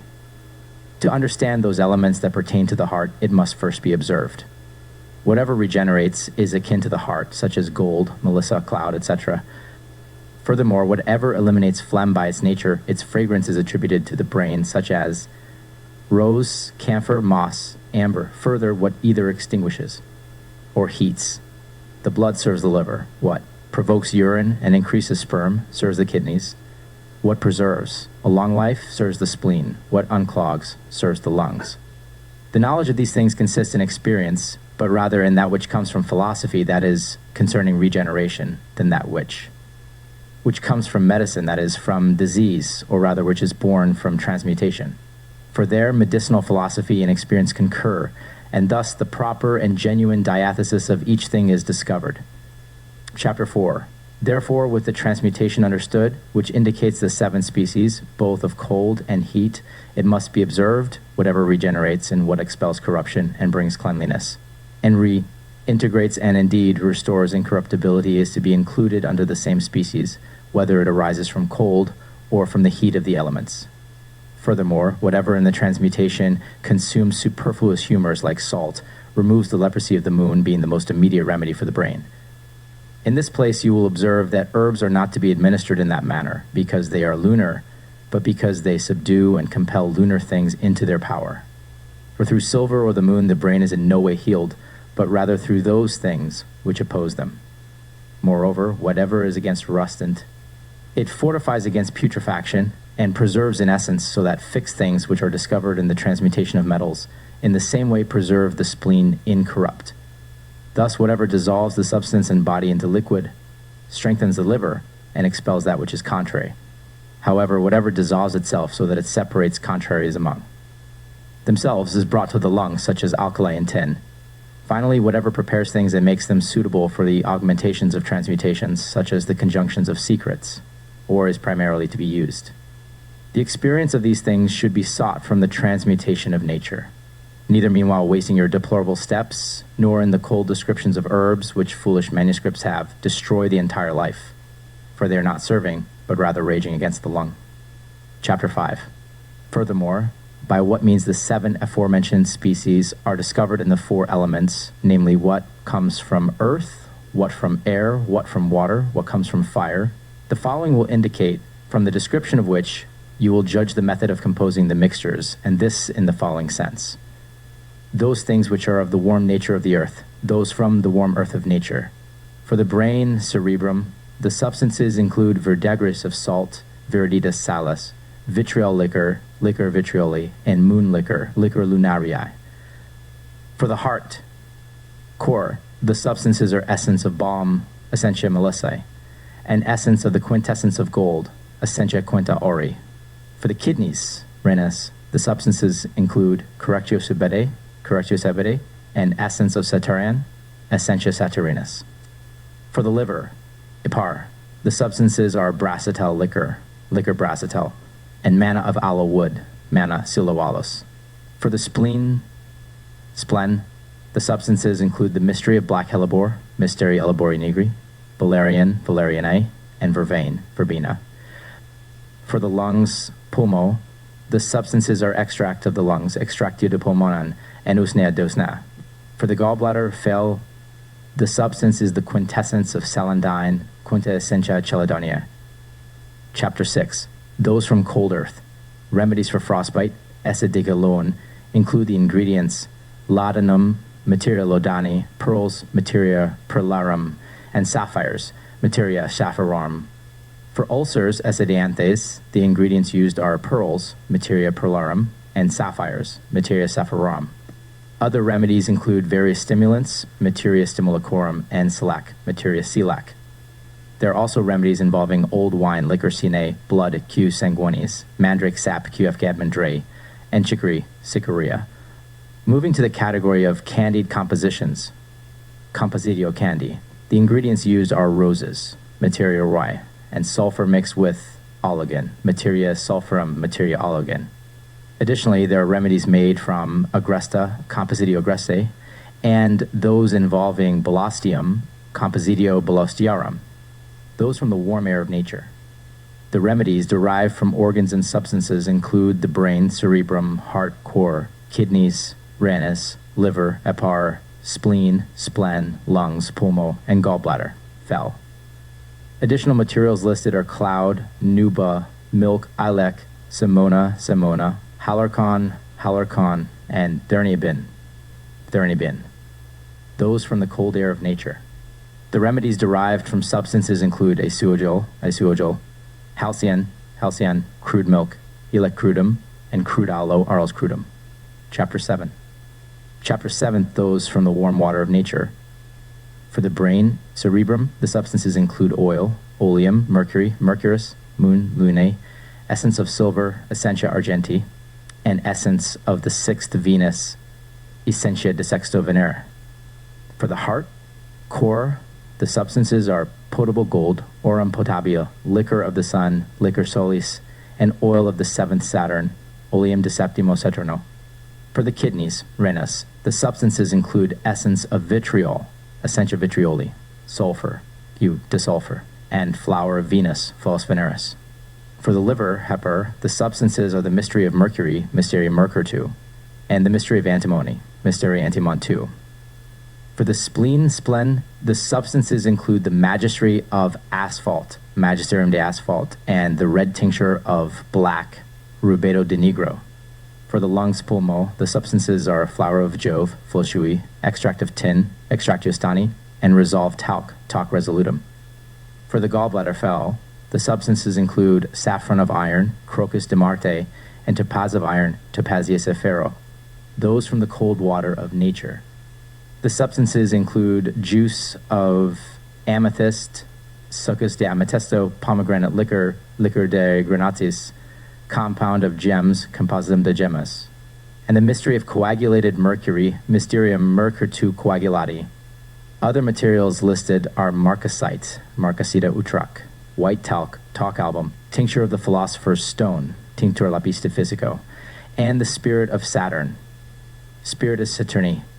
Additionally, there is the essence of lead, essentia de polvo, crude flower of Jove, flos de jus crudo, and iron rust of the quintessence, fergo de quinto, where succus de amethysto, juice of amethyst. Amethyst was believed to have protective and purifying properties. Liquor de granatis, pomegranate liquor. Pomegranate has been associated with fertility, life, and regeneration. Compositum de gemmis, compound of gems. This likely refers to a mixture or preparation involving precious stones believed to hold various mystical properties. Mysterium mercurtu coagulati, mystery of coagulated mercury. Mercury was a central element in alchemy, representing transformation and fluidity. Coagulated mercury might refer to a stabilized form of mercury used in different processes. Marcasita utrac, marcasite. Marcasite is a mineral similar to pyrite used in alchemy for its sulfur content and metallic properties. Talc album, white talc. Talc is a mineral used in various processes, possibly as a purifying agent. Tinctura lapis physico, tincture of the philosopher's stone. The philosopher's stone is a legendary alchemical substance capable of turning base metals into gold and granting immortality. Spirit of Saturni, spirit of Saturn. Saturn is associated with lead in alchemy. The spirit might refer to a distillate or essence derived from lead. Essentia de polvo, essence of lead. Lead is the base metal most commonly associated with Saturn and transformation. Flos de Jove crudo, crude flower of Jove. Jove, or Jupiter, is associated with tin. The crude flower might be an unrefined form or a specific preparation of tin. For rubo de quinto, iron rust of the quintessence, iron is associated with Mars. The quintessence refers to the fifth element, or the pure essence. This could imply a purified or essential form of iron oxide, rust. Chapter 8, those which are hot by nature from fire, brain, heart, kidneys, liver, spleen, lung, bile, warm, nostoc. Note, nostoc is a type of fire, those which are cold by nature from fire. Secrets of crystal mastery of beryl citrinous liquids, that is, virtues. Citrinous here is with respect toward citrine the gem. Chapter 9, rule in the composition of prescriptions. With the degrees and species of degrees known, then finally proceed to the composition of the ingredients according to the prescribed rule that follows. Just as there are 4 elements, so must quadruple receipts be adorned in this manner. There are some kinds of diseases which seek earthly remedies, others desire airy ones, others require watery ones, others are sought from fire. Therefore, in the first place, the illnesses in the aforementioned 7 parts must be observed, to which the elements are referred, for from these are to be drawn the simple things with which you adorn compositions according to the reason of the degrees of species. Accordingly, in elemental illnesses, namely terrestrial, the composition is not to be prepared at a higher degree, but should remain at that same degree. Similarly, in airy ones, nothing from foreign elements is to be admitted. In the same way, you will judge about the other elements, water and fire. But to accommodate each illness to its respective element, this is the task, this is the labor. Chapter 15. General rules for the composition of prescriptions. Composition of prescriptions. Perceive the general rules for the composition of prescriptions. Understand that the recipes which are adorned for elemental diseases are constant, and of these, 2 are from the elements. Finally, 2 are from narcotics. Although also 3 can be made so that from each single other substance a whole solution is received, nevertheless, the sick are less than those who must be admitted for the purpose of healing. Indeed, as I will recount earlier, 2, I say, are composed from the planets. By this reasoning, they reconcile and correct medicine. Epilepsy and minerals. For instance, you have an example in epilepsy. The species of epilepsy are derived from the element of water when submerged. Hence, from these, which minerals are produced, it is evident, thus judge from others when the disease is overcome. Lastly, 2 medicines from narcotics for this reason, because the 4 aforementioned parts are weaker than those that expel the disease before the crisis. Therefore, in this place concerning composition, you will observe especially that you anticipate the critical day. Thus, the preparations arranged in this manner are especially effective in diseases both acute and very acute, and the most acute which you may deal with in any direction. Chapter 11. Finally, note the following rule about weights. Firstly, observe the degree, lest the degree be overcome by the medicine, or whether it agrees with the degree in every direction. But in such a way that these double species do not corrupt each other, arrange them under this statement. Firstly, those which are from the planets refer to 4 parts in the prescriptions, those from the elements to 3, those from narcotics to 1 part. And to make the plan clearer, I refer to those compositions which are made according to the method of preparation. In this manner, let the essence of the planets be received, elemental essence, finally pure narcotic, otherwise if substances are admitted. The received weight is corrupted, for this composition is not made from a multitude of herbs or hay, according to the prescription of purgatives, but rather from native virtue.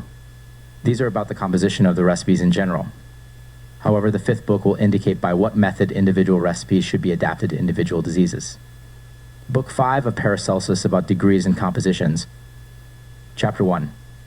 The disease is divided into 4 parts. Firstly, in the description of the compositions, divide the disease into 4 types, then refer these types to the 4 elements, and take the degree that occurs, and proceed according to the following method.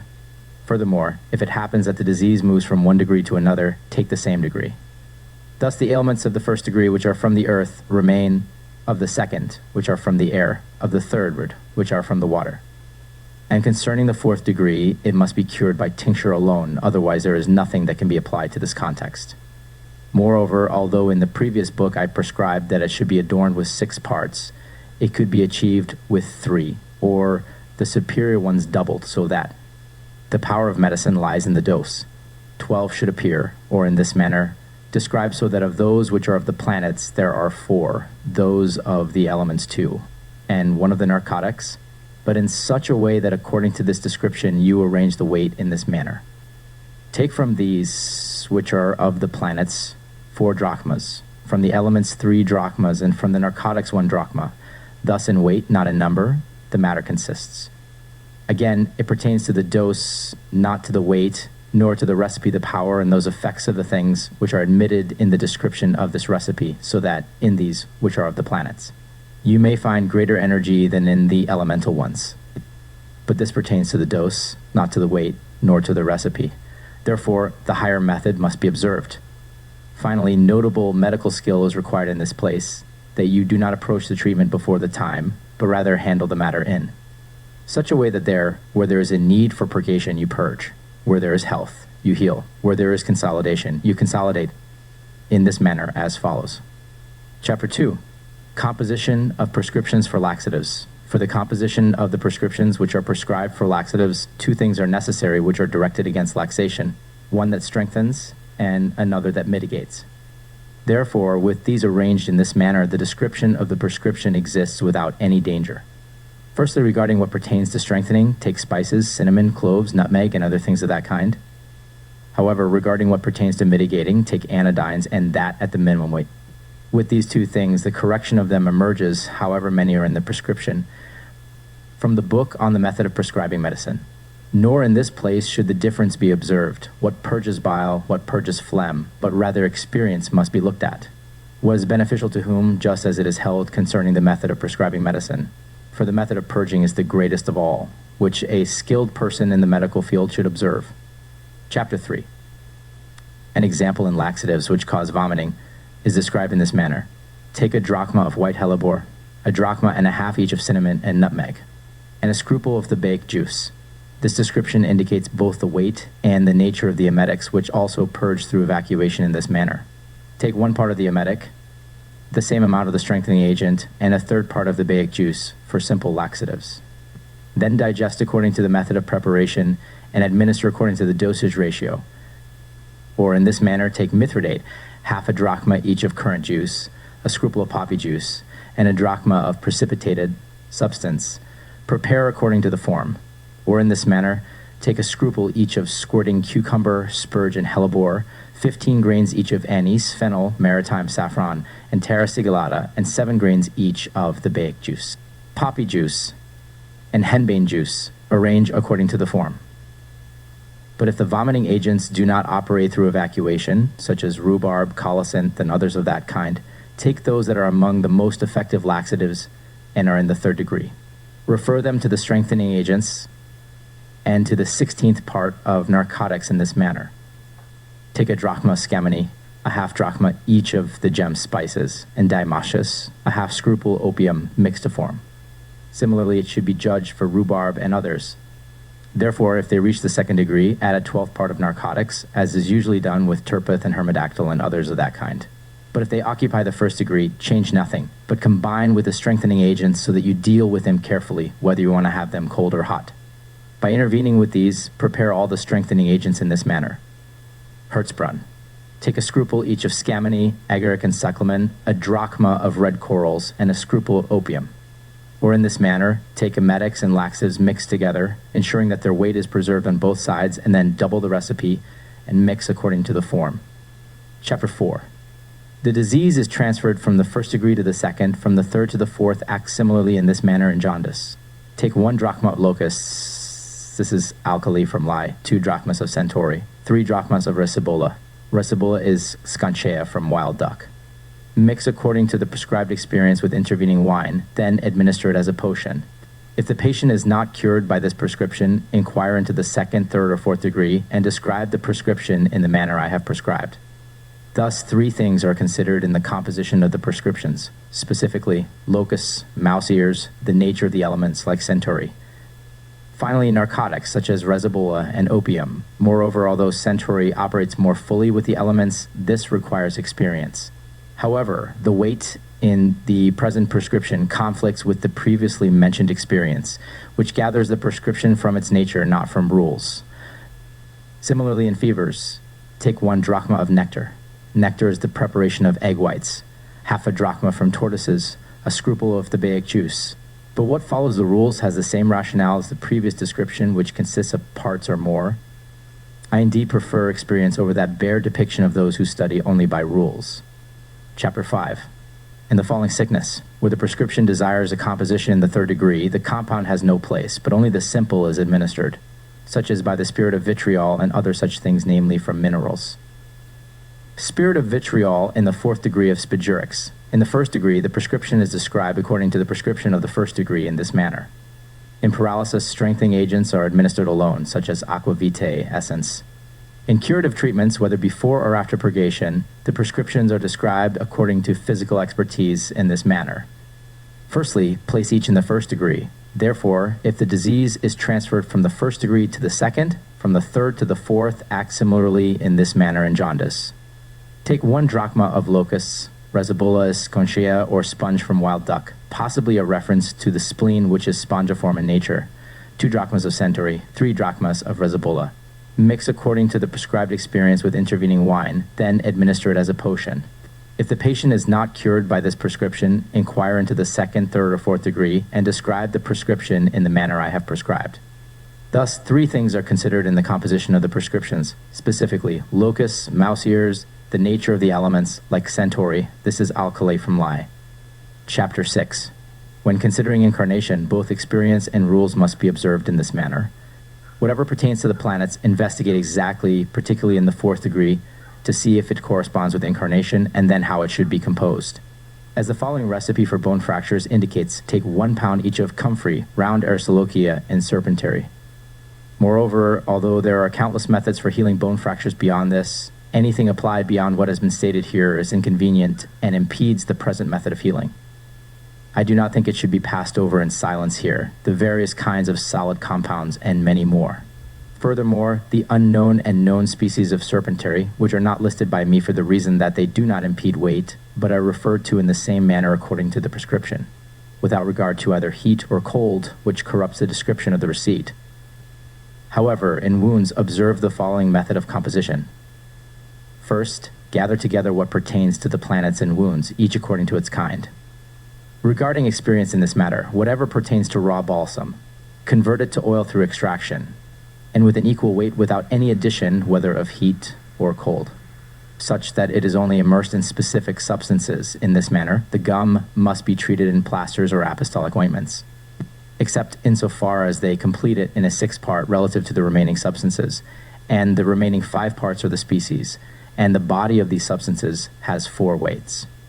Moreover, the drink for wounds, according to experience, is referred to by weights, and it itself is either more intense or less intense in this manner. Take 2 handfuls of pyrola, 1 handful each of periwinkle, and of dipenser, and half a handful of agrimony.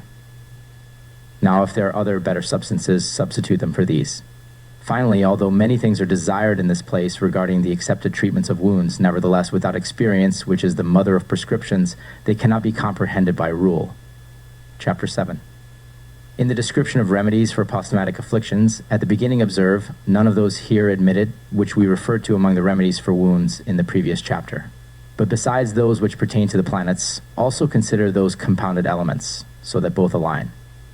Furthermore, with the remedies thus arranged, nothing of those which cause putrefaction or locally cleanse should be added, of the type that are maturative and laxative.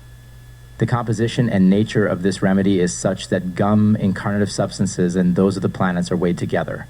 Description of the gum recipe for postmatic afflictions.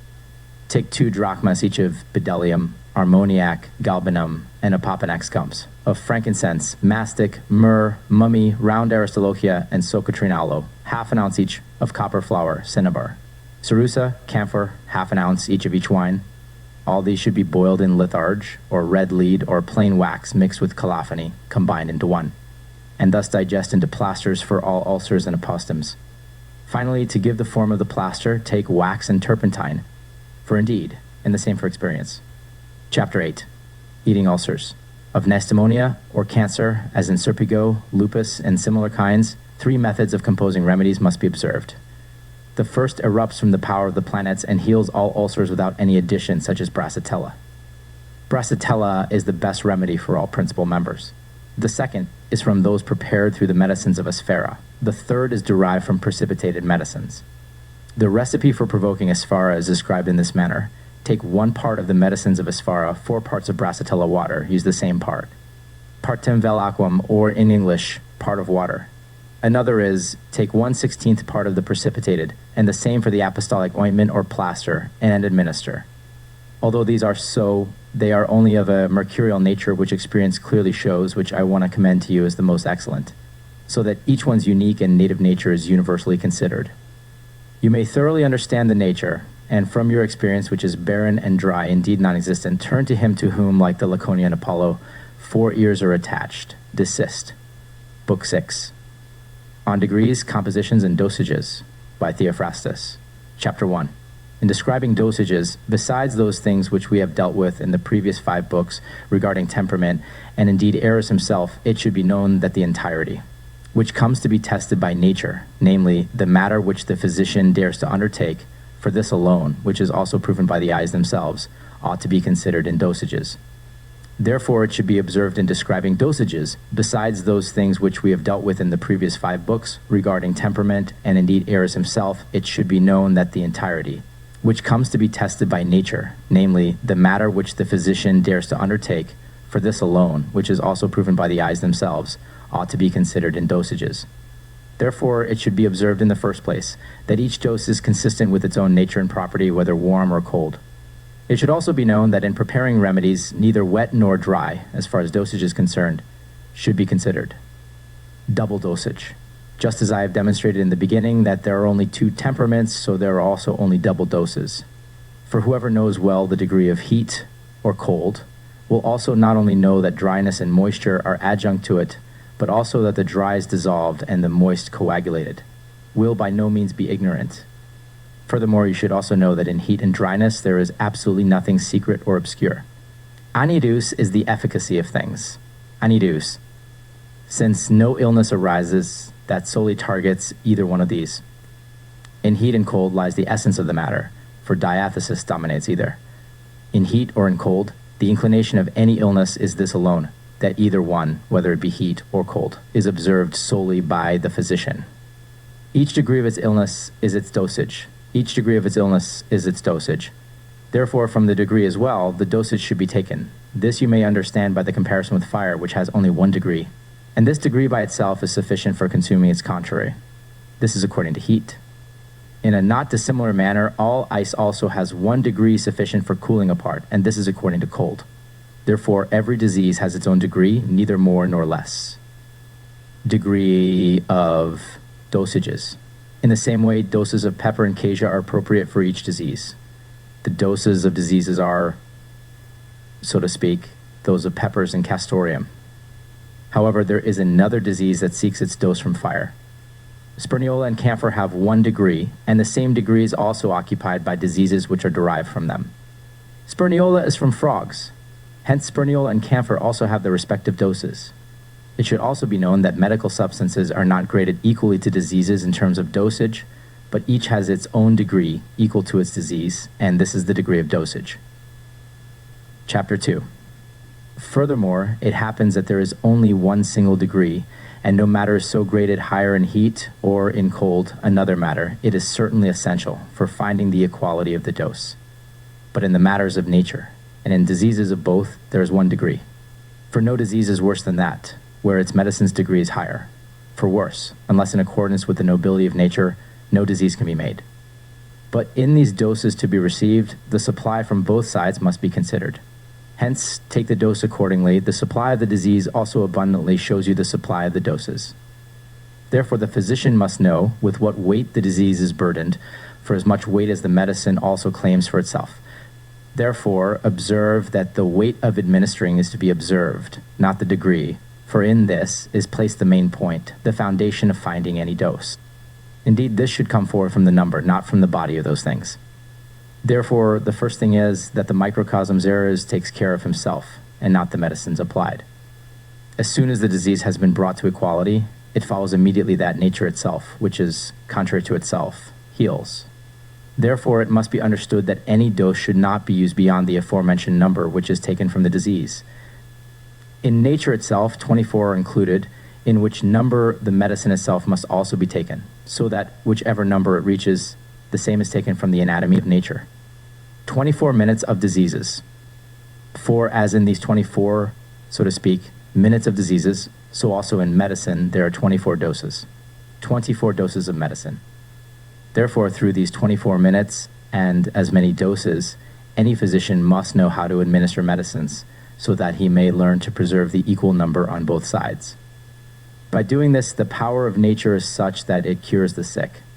Therefore, it must be noted, it often happens that although many are now cured of the disease, they are still found similar to those who are convalescing, and this for the reason that the power of nature itself, which cannot therefore exhibit the physician, in the whole does not preserve, so that eventually from its deficiency, not from the disease itself, death takes its origin. Chapter 3. But to speak further of the 24 minutes, it should be noted that in these the ultimate balance of both nature and disease consists. Here observe that the complexion disease divides itself, and partly descends, and partly also ascends from 1 to 24, and this not because there is only one disease. But as many diseases as there are, so many different minutes exist. The capacity of the temperaments also ascends from the lowest to the 24th. Hence, ignorance arises for the physician to such an extent that no one can discern a disease in the minutes worthily, except through the dose alone. For here we do not argue in the sense that some disease existing in the 3rd or 4th minute can either elevate or increase itself, but rather it should only be understood that there are 24 low tones, from which the dose originates. For example, in leading out there are 24 minutes, which indeed, and just as many, also desire as many doses, and yet here is only one disease, or species of that disease. Therefore, to find the dose, theory cannot provide this, but experience itself can. For just as a dose proceeds from nature as if hereditary, it must therefore be preserved and administered according to nature, and this according to the dose of experience. Since this itself must be transferred into experience, you should understand from the beginning whether the anatomy of the dose agrees well with the anatomy of the disease, from which it follows in this 24th number. That each disease strives to ascend to its equal dose, but beware of exceeding this number. For health consists in maintaining the nature of the microcosm, as well as of external elements when they have united in the body. And this conjunction is similar to a compound which has graduated too much in this way. Thus, by the exaltation of elements, it provides its exaltations to the virtue of the microcosm. And thus the first grain will proceed into a scruple, drachma, and dose, but none into a pound, some even into larger weights, and others even into talents. Chapter 4. Thus far we have spoken about the power of the thing and of nature. However, it is different if there is putrefaction, excess fluid, or syndanoca, for which you should administer the dose accordingly. Syndanoca of this kind should indeed be assumed by laxatives, and in this sense that every laxative should be considered as resolutive, therefore you should take the doses from the resolution, not from the laxation. For if you take from this, it will be immediately altered in the person, which by no means can be done by that. For it is appropriate for you physicians to know that at first sight you should accurately diagnose the resolution so that it is composed. From this dose you can safely purge without harm, which knowledge should be in this manner. Whatever resolves itself into a solid water consists of 10 grains, but whatever resolves itself into a perfect resolution consists of 6 grain, but if it is conducted along with material substance, it contains only 3 grains. Furthermore, what in itself, before its resolution goes to putrefaction, then turns into a solid vegetative substance, claims the 40th grain for itself. But if it remains in putrefaction, or even after the resolution becomes putrid, it occupies the 83rd grain. However, what remains in its being, preserving the naked substance of both sexes indivisibly in itself, extends up to an ounce. And if it descends from the matrix of air, it obtains double the number. But if from the matrix of water, it acquires triple that number. From fire, the dose reaches half the weight. Therefore, observe here what is necessary for laxation, namely, not some things dissolved, which come from coagulated substances, even purging in half dose. Similarly, solids to solids, and some then to lax from the property of another resolution. As manna purges from virtue which resolves everything dry, it is silent on the contrary. Harmel or from conjunction. Therefore, it should be noted from all this that purgation is nothing other than a certain tincture, yet without color indication, which also dissolves minerals in tartar, as anatomy indicates in its parts. Therefore, since a certain tincture exists, we are necessarily compelled to observe the resolution and what must be dissolved, and what tincture of the resolution should be assumed, and what necessarily appears from the material in the microcosm. Chapter 5. Now, however, concerning relalins and churinins, which should be understood in this manner. What, by being transferred through force, has overcome the other part according to the nature of oleaster, for only the rollalon should be oleaster. Therefore, such a thing should proceed not from equality, but rather above equality through force. And not even from the ingenuity of the microcosm, but more from the property of ares, from which oleaster is also derived, which expels the disease by force. And this from the virtue of the nature of the microcosm. Nature, therefore, should be understood as follows. Here, 12 grains must be divided according to the number of doses. And indeed, the 6th grain is the beginning, the remaining 6 exhibit equality. But in Charinens, count from 1 to 6, and do not proceed further, since the half of the moon has departed, which is from 6 to 12. For Cheronium and Riedolenum assume their measure at the 6th number, each one, however, with its own oleaster, although such doses can also be derived above equality from the individual virtue of oleaster, which, like a certain saffron, can perfect their operation. Chapter 6. Moreover, whatever should be known about the arcane essences and essentialities, specifics, and others of that kind in their doses, is understood in this manner, that the dose should be taken from the aforementioned grains, to which the arcane essence and essential along with the specific virtue and equal complexion should then be added.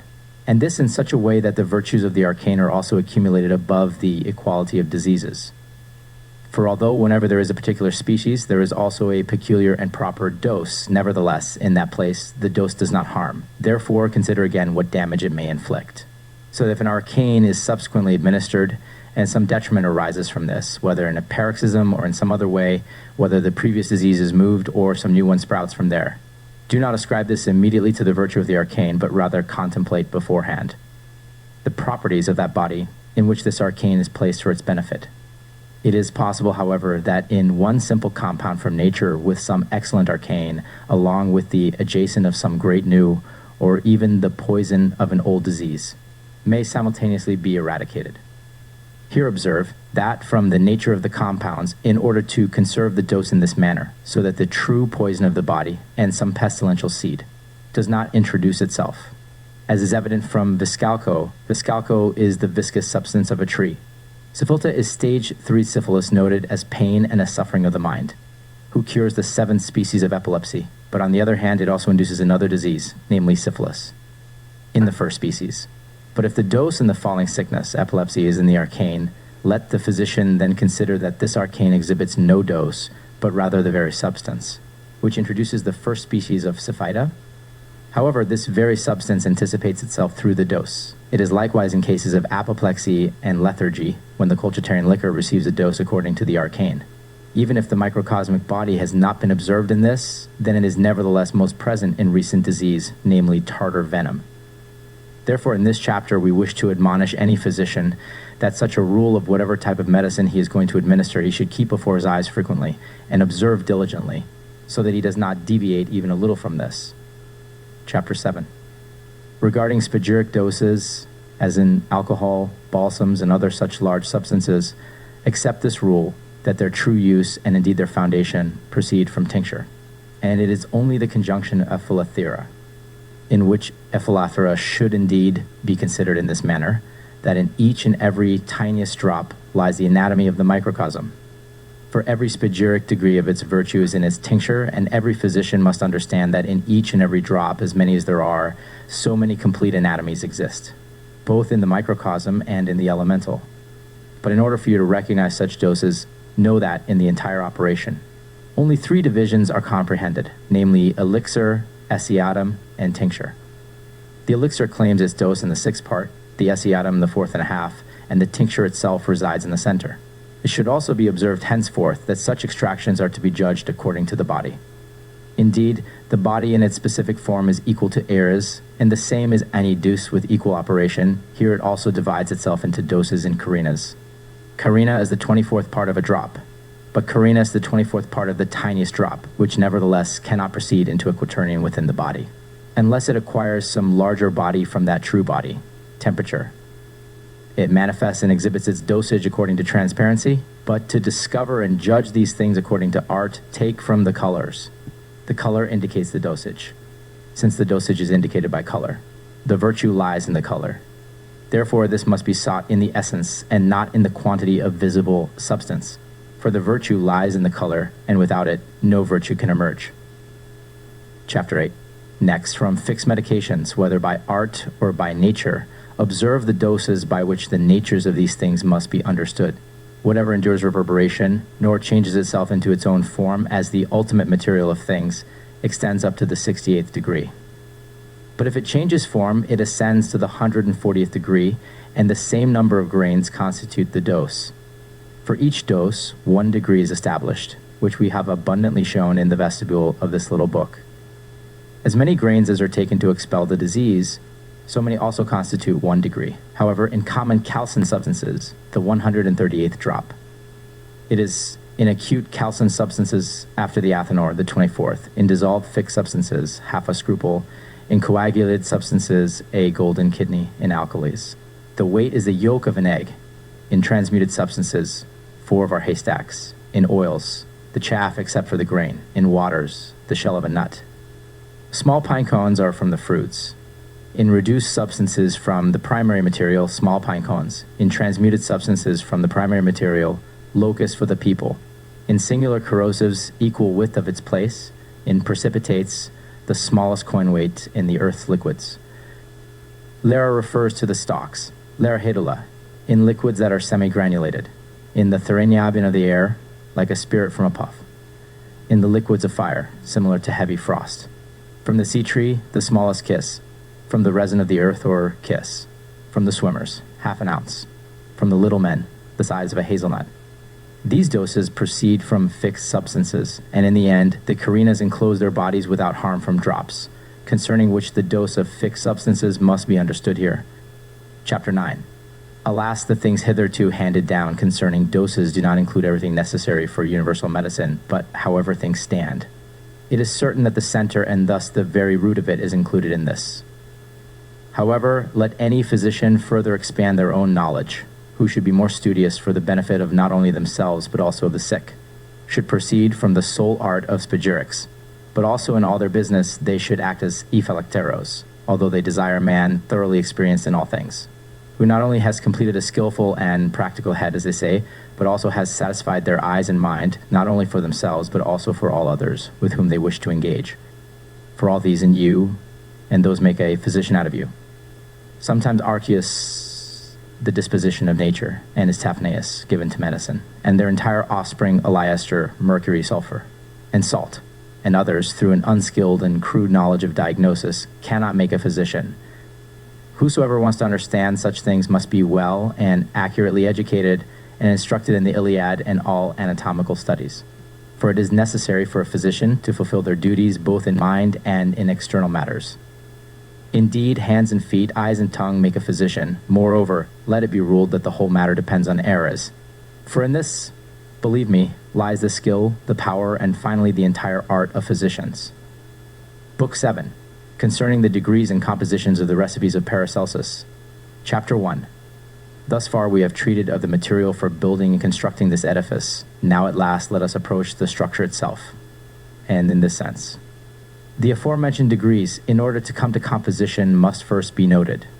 That each prescription must be directed and adapted so that it has equal strength with the disease, from which the degree must be observed, because in composing prescriptions, simple ingredients by themselves are too weak and insufficient, as a rule. Therefore, given these circumstances, the physician should be established in such a way that he knows these principles very well, and has them readily available, namely, one and the same. The secret consists of 300 herbs at any time.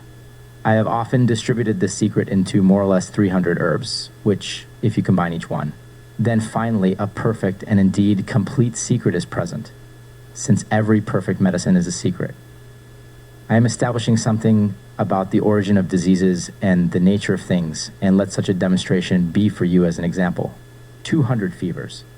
Just as there are almost more than 200 species of fevers, and yet one and the same fever is in all, from which it must be considered that in so many species the same cure is distributed similarly. For as many times as there are species of diseases, so many times the same is simply from a different perspective. Hence 2 kinds of physicians arise, one of the natural, the other of the experimental. Therefore, in this little book, nothing should be considered so much as this alone, that virtue goes into the secret, and as often as the disease, so often also the secret. What is the secret? And in the species, nothing should be done at all, unless perhaps naturally whatever they may do on either side is very clear. Chapter 2. Furthermore, it must be observed that this method of composition consists solely in virtues, so that these may be perfect and complete. Centaury drives away fevers.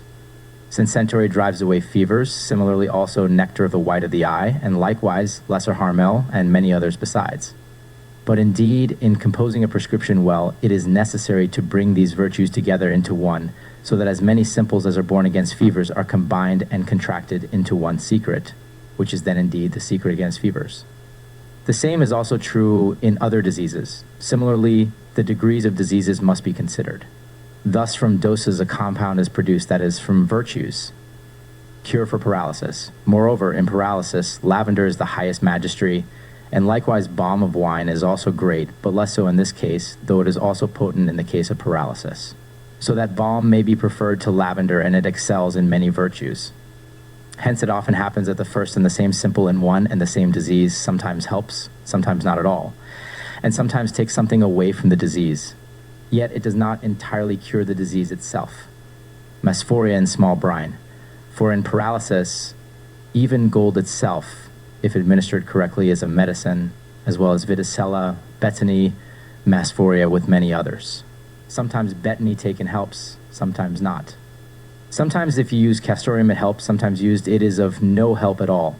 Sometimes when all else fails, pepper is effective. Often, when pepper is ineffective, administered sulfur oil helps. It also sometimes happens that fats, when everything else fails, help when used.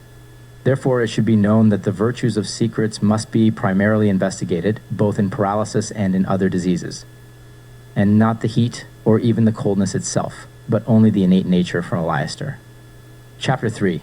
It is in a not dissimilar way with those falling ill, in which there are also not a few species of the three primary kinds, which indeed show just as many species against falling, of which indeed some are now effective, others differently. Likewise, some of these benefit some, others are so far from benefiting that they even cause harm when used, as there are those who are cured by mistletoe. Cervicola is a species of bone from the neck of a deer, some from corals, others from cervicola, some from vitriolates, and similar things. Therefore, we handed down to the principal foundations to be understood here, by which anything solid at all, at least superficial, is not easily corrupted. Namely, that the arcane nature, above all, must be distinguished, both in the microcosm and also outside, that is, both anatomies, as I abundantly indicate in the anatomy of the world and diseases. From this, indeed, true and solid knowledge of each kind of soundness exercises the training of the perfect physician, to whom then safely, as if to a certain sacred anchor, it can rely. For indeed, there are often many things that are useful and beneficial for some disease, and then completely useless and harmful, yet this composition derives from the body, for which this is made in such a way that each thing which pertains to the whole disease, along with all its species, are gathered here and there, whereby all the species of the disease are comprehended in that one composition. For, as stated above, as many as there are species of diseases, so many are the simples. From which it necessarily follows that a physician wishing to compose books on nature must thoroughly understand all species of diseases and things through anatomy. For only then can he be rightly called a physician and the parent of experimenters. And for this reason, as stated above, there are two kinds of physicians, naturalists and experimenters. Two kinds of physicians. The naturalist knows how to change the armor to fit the body and heals through species. The experimenter, however, relies on his own composition prescribed by himself, in all things similar to one who knows how to drink wine but does not know how to cultivate the vineyard, yet nevertheless drinks as well as he who does, who also cultivates it well. Indeed, from this matter, I would like these 3 chapters to be completed in this way, because the unique and true basis of both kinds of physicians, both experienced and inexperienced, must consist of both the anatomy of diseases and the anatomy of the nature of things, without which, whatever it is so unprincipled and audacious that nothing could be more so. Chapter 4. But to return to the matter, you will also note here in the same way as mentioned before, namely that there is a consolidative power in the peach, no less in Aristolochia, and similarly in plantain, and in more than 400 others previously mentioned.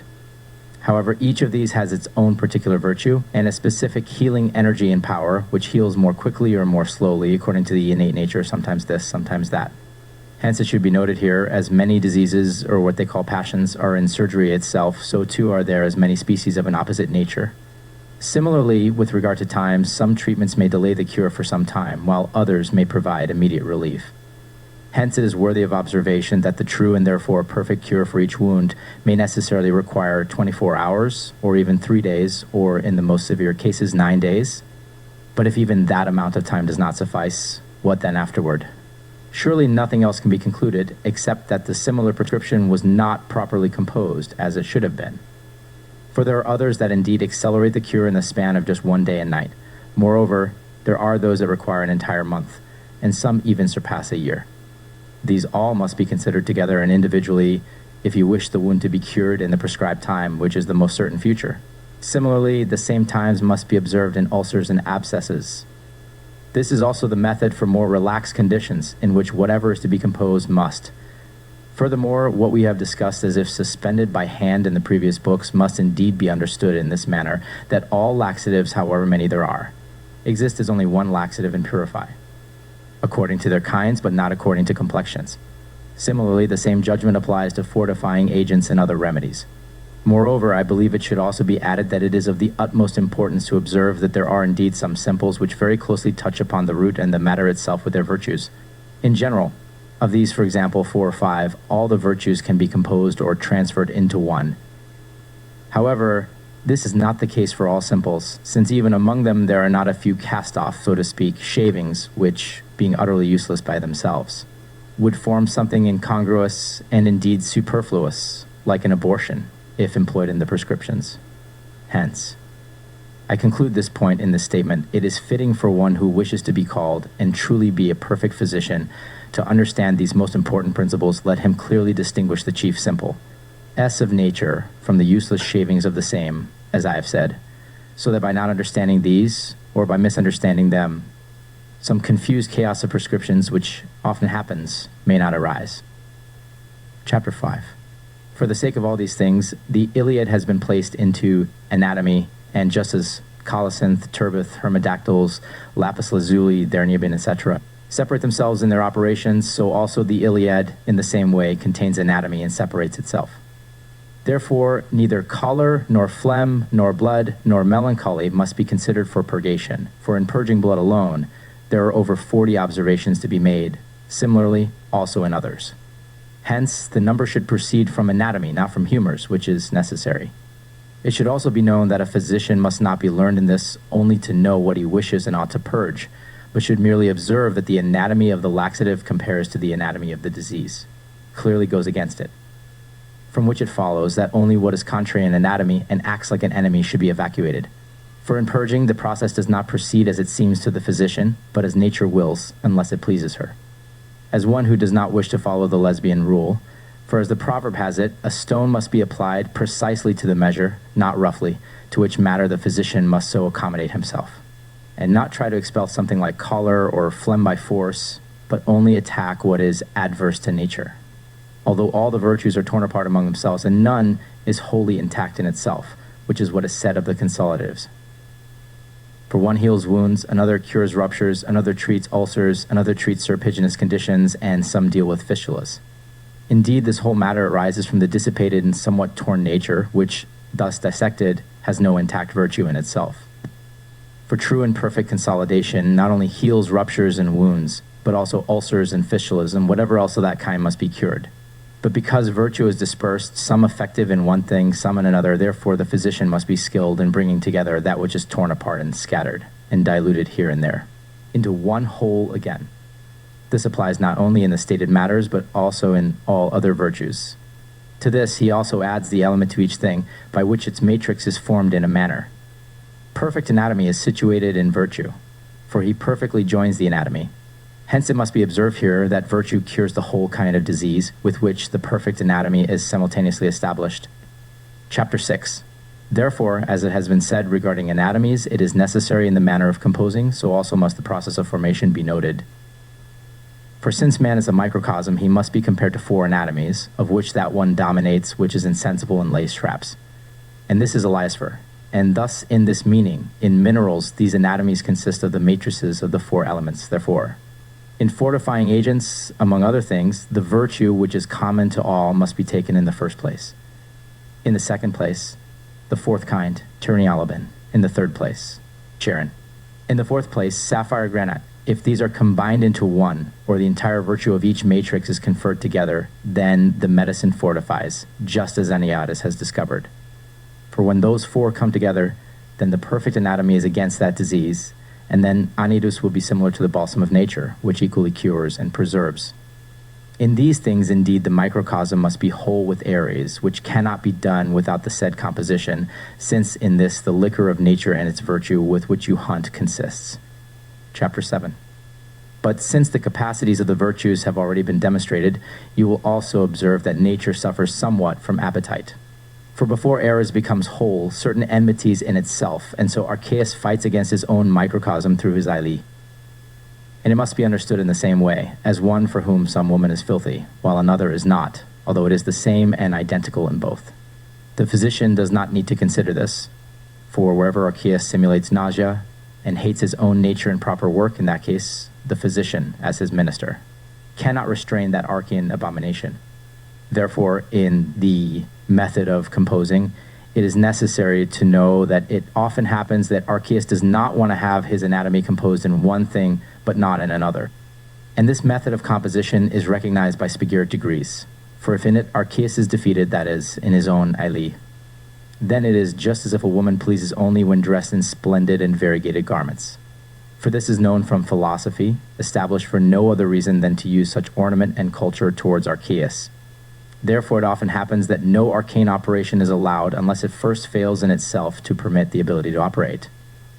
Therefore, in the aforementioned matters, only the force and effectiveness with Archeus, and also the secret, must be understood. Chapter 8. Furthermore, to finally say something about consolidative anatomy, and how it should be composed so that all virtues exist in it, it should be noted that here the whole greater anthos must be taken at once, which is not generated from one matrix alone, but from four, as can be said of Tartarus. Tartarus is the greater consolidative anthos, since from it they separate themselves, but not the incarnation of fractures, as a consolidation of wounds, and finally the perfect consolidation of all ulcers and other conditions of that kind. Each one indeed in its proper part according to the distribution of anatomy. Each part cures what lies under the anatomy of itself. Moreover, before the parts are separated, the consolidative applies to all surgical diseases generally. For in that one there are fourfold minerals together, which is of the utmost importance to all candidates of medicine. For such is cherry as well, which also comes from four matrices.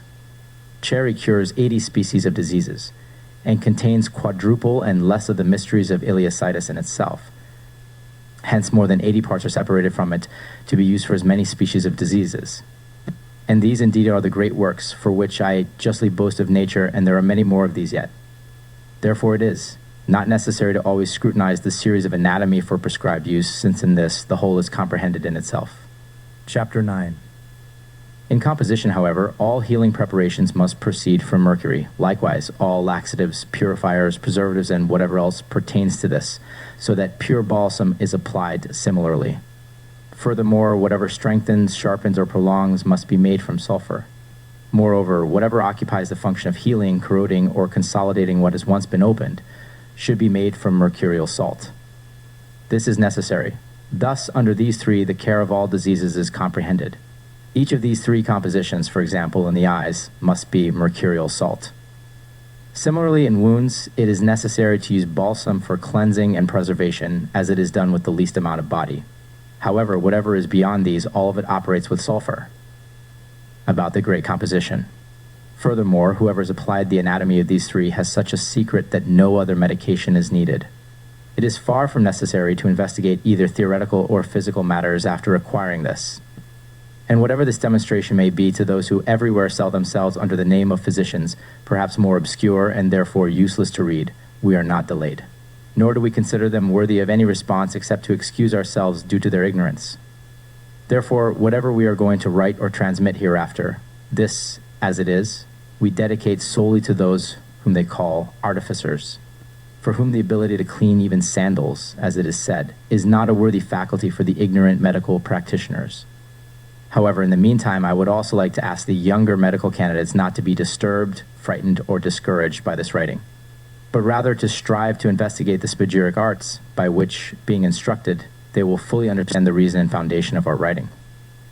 Moreover, let no one here judge us solely by the name of our strength, as if these things were completely lacking the support of associates and others.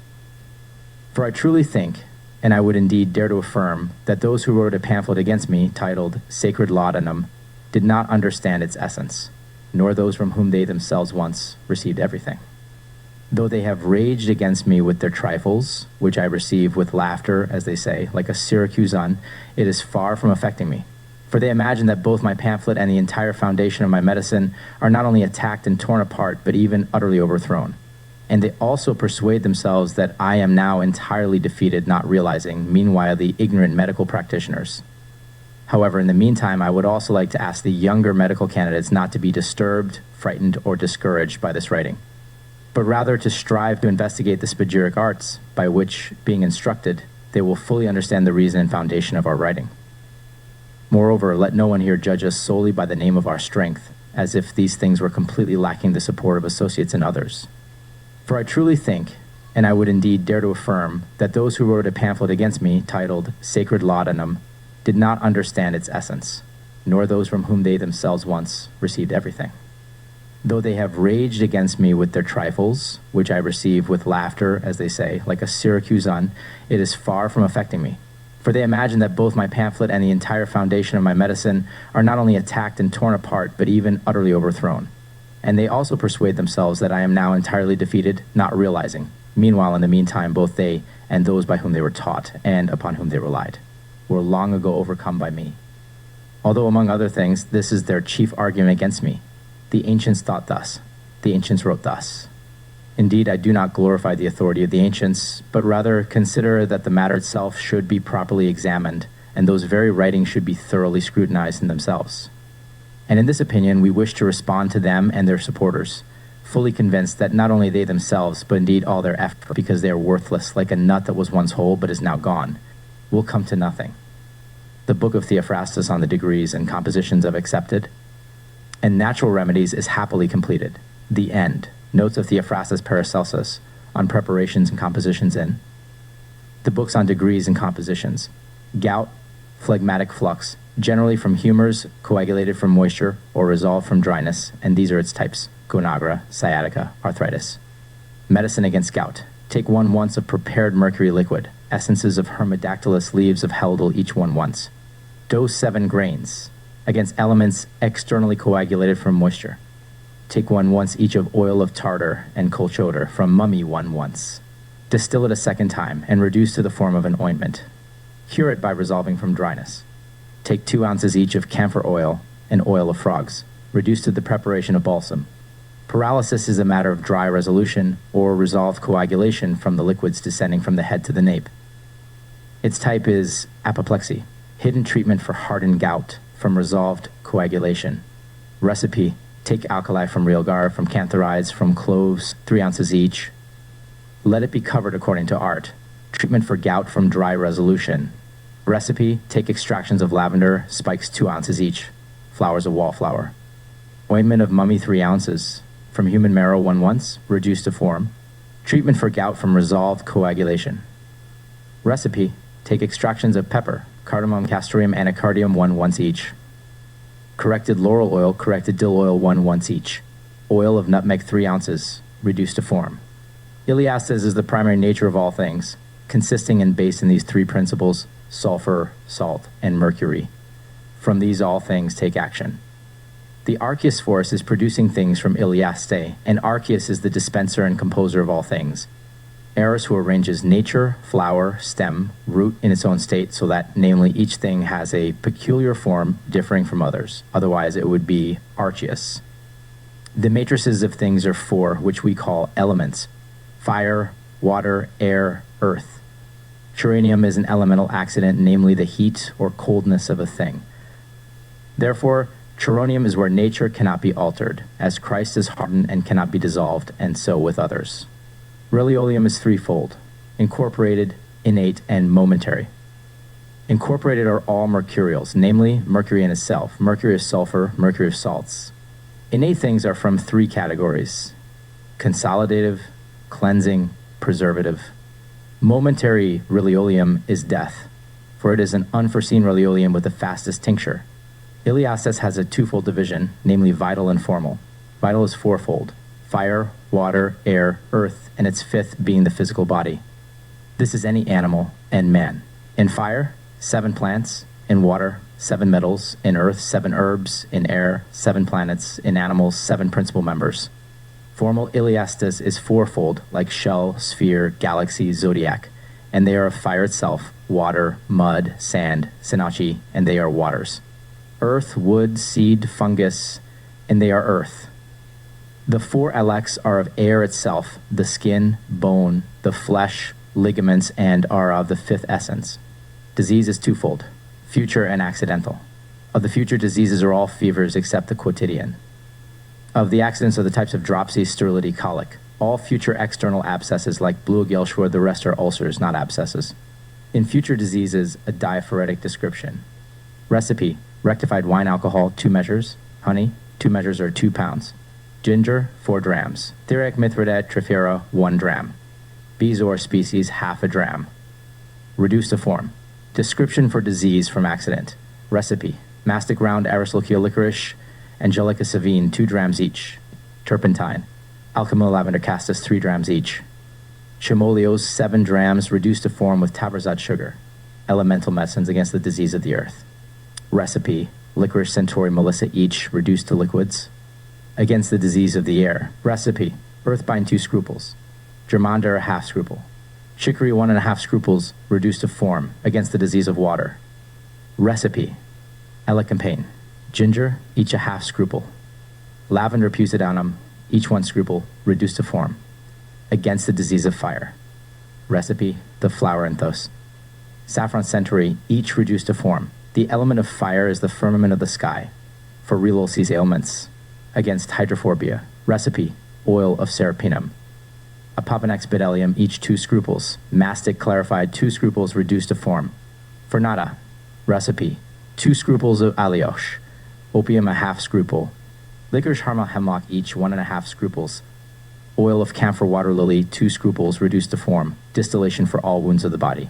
Recipe: calcin, tartar, antimony, each 4 scruples, reduced to flowers on the base of burning wine, a half scruple, and distill by alembic. Astringent for dissolutive diseases. Recipe: flowers of saffron, 1 scruple.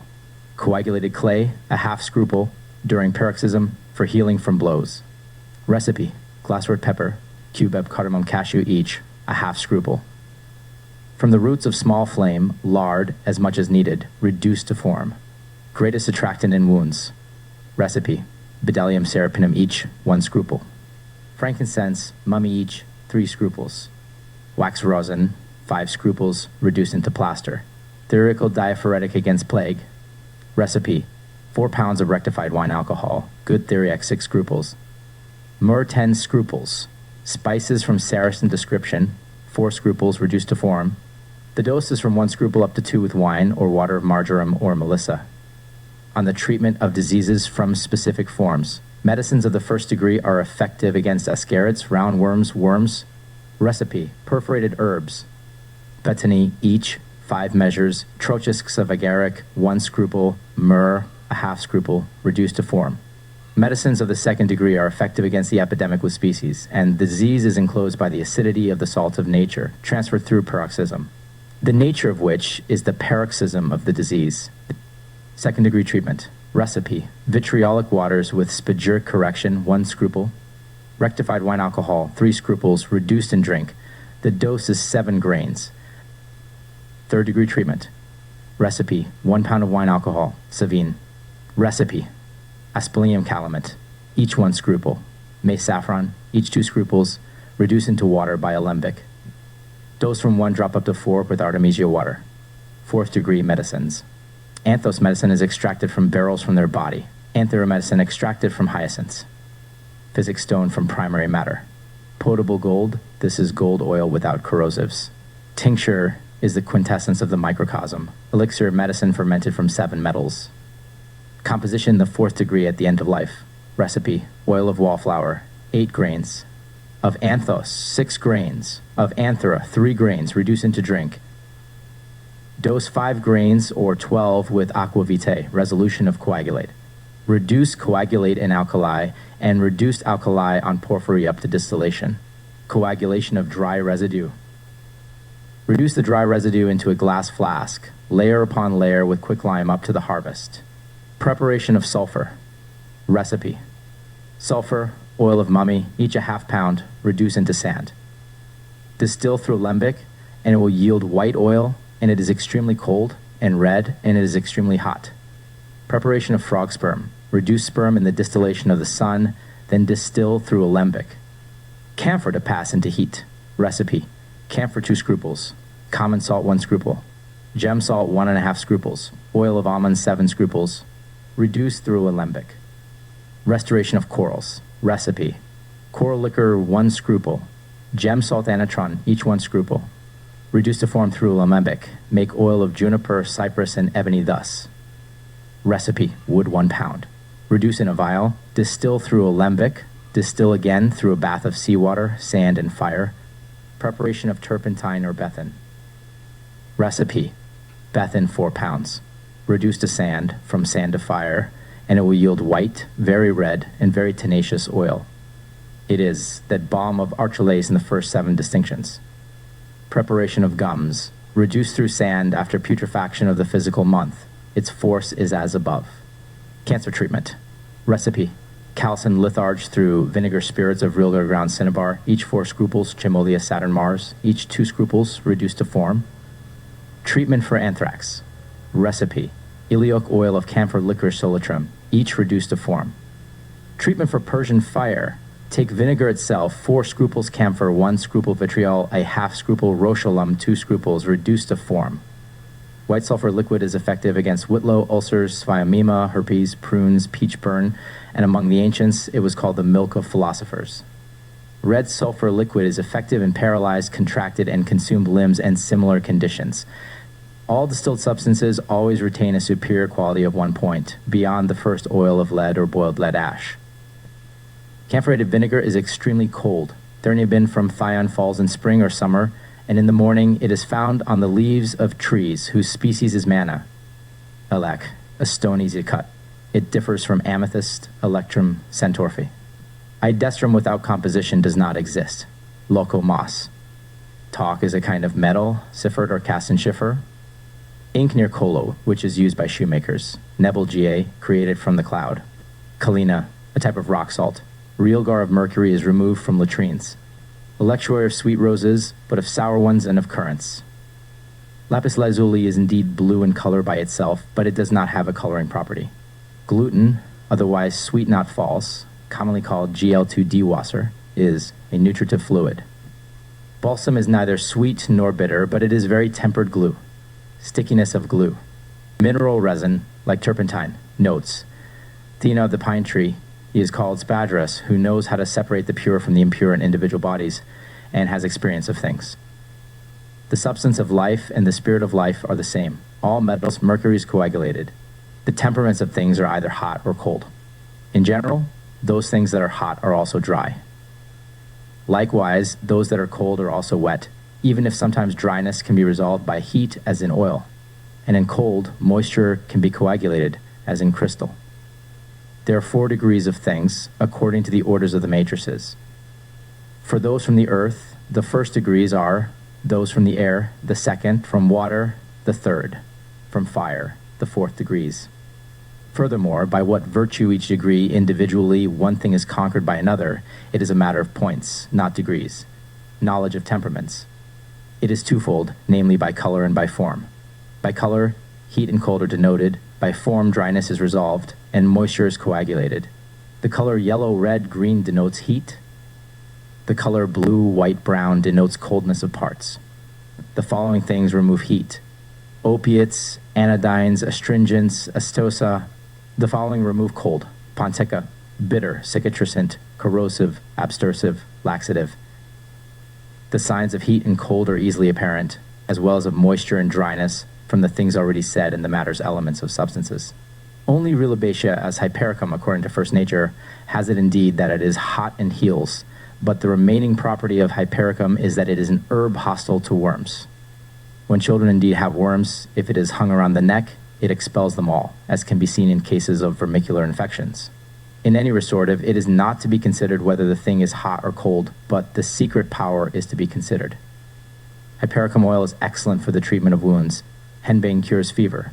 Moreover, balm restores all the body's virtues and polishes gout. Diaphoretum, that is, a penetrative that cures by penetrating.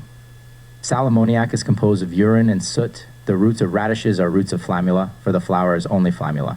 Oripigmentum is twofold, natural from the three principles, artificial from sulfur and egg yolks. Serpentine excellently has the virtue of mercury. All ulcers arise from the dissolution of salts. All of these and also abscesses are cured by mercury. There are three kinds of metals, of herbs, and of resins. Colocynth contains crocus tincture and is in the 4th degree. Good purgation of all humors in the same degrees. But the disease of the 2nd or of the 3rd degree should not sting at all, and should remove its part from the intestines. And the same must be said of others. Vitriol purges in the 4th degree all excrement, which expels nature from itself, as it is rec, feces, urine. Scammony, if given in suspected leprosy, indeed purges if it has not been entirely infected. But if it does not purge, it is from that seed.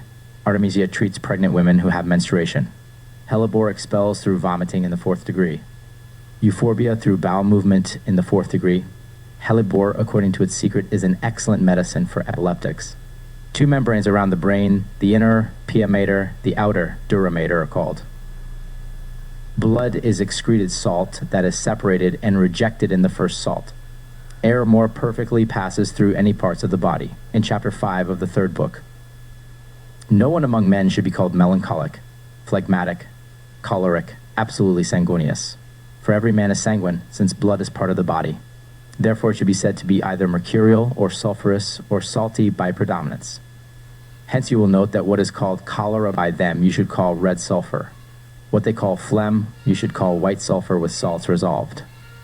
And what they call melancholic you should call mercurial humor. Moreover, what they say purges blood is false, but rather those medicines purify the nature of alum salt and the kinds of megalium.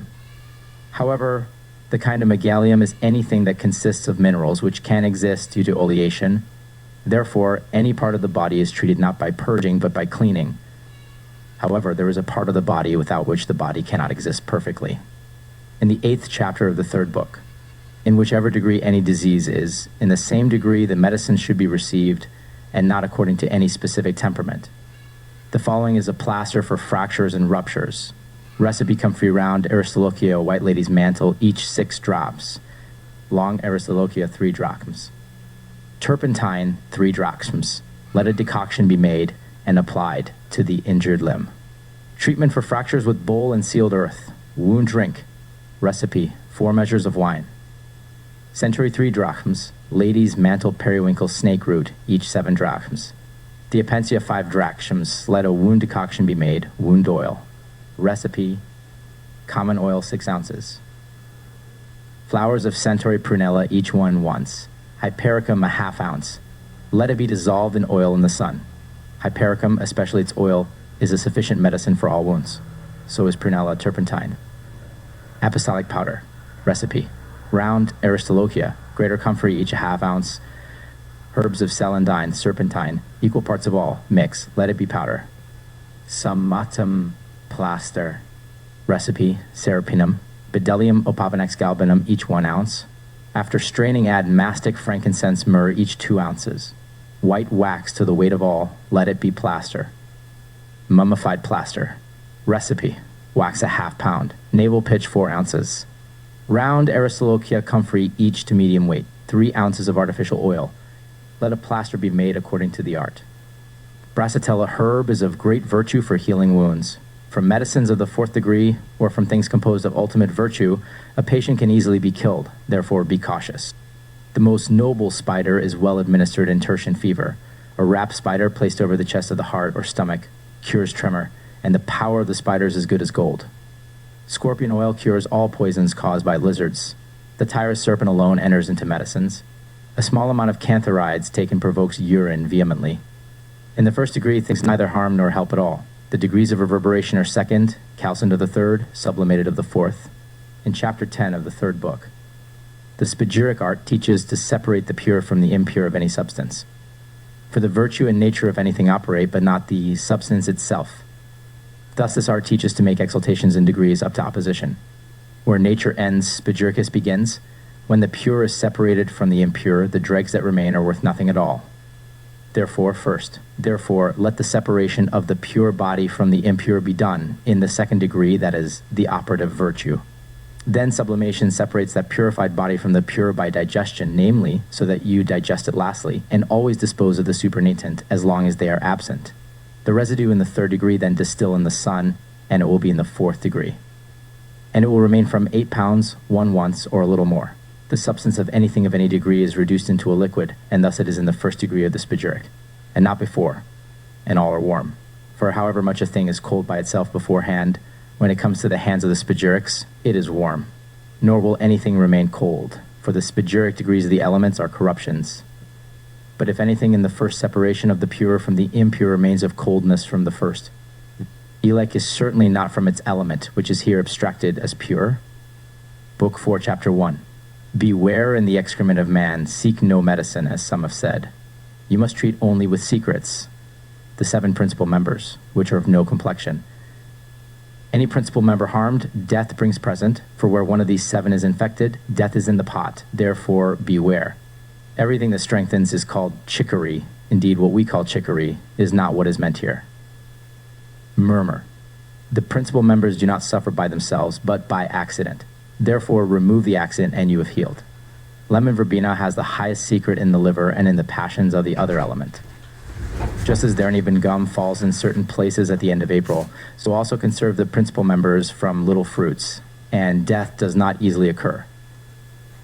In Chapter 3, Book 4, if you want to preserve life, not only preserve the heart and its being, but also the brain, liver, and lung, and everything else in its being. For although the heart is the center and root of the body itself, nevertheless the destruction of any principal member brings death. Melissa lemon balm is the best herb produced by the earth for the heart. Antimony is the greatest cordial of all waters, for it restores the heart and renews the whole body, and gold is also a cordial. Nuba too, it is a species of manna, of rose color, found abundantly in Ireland. Everything smoking in excrements is for the brain. The brain is the root of all ligaments, heart, members, liver of blood.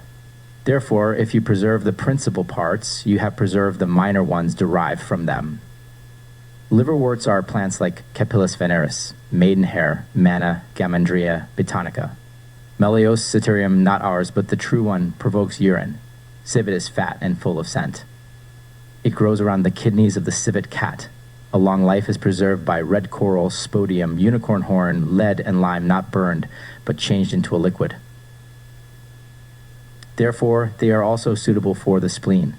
The elderly are treated very differently than the young.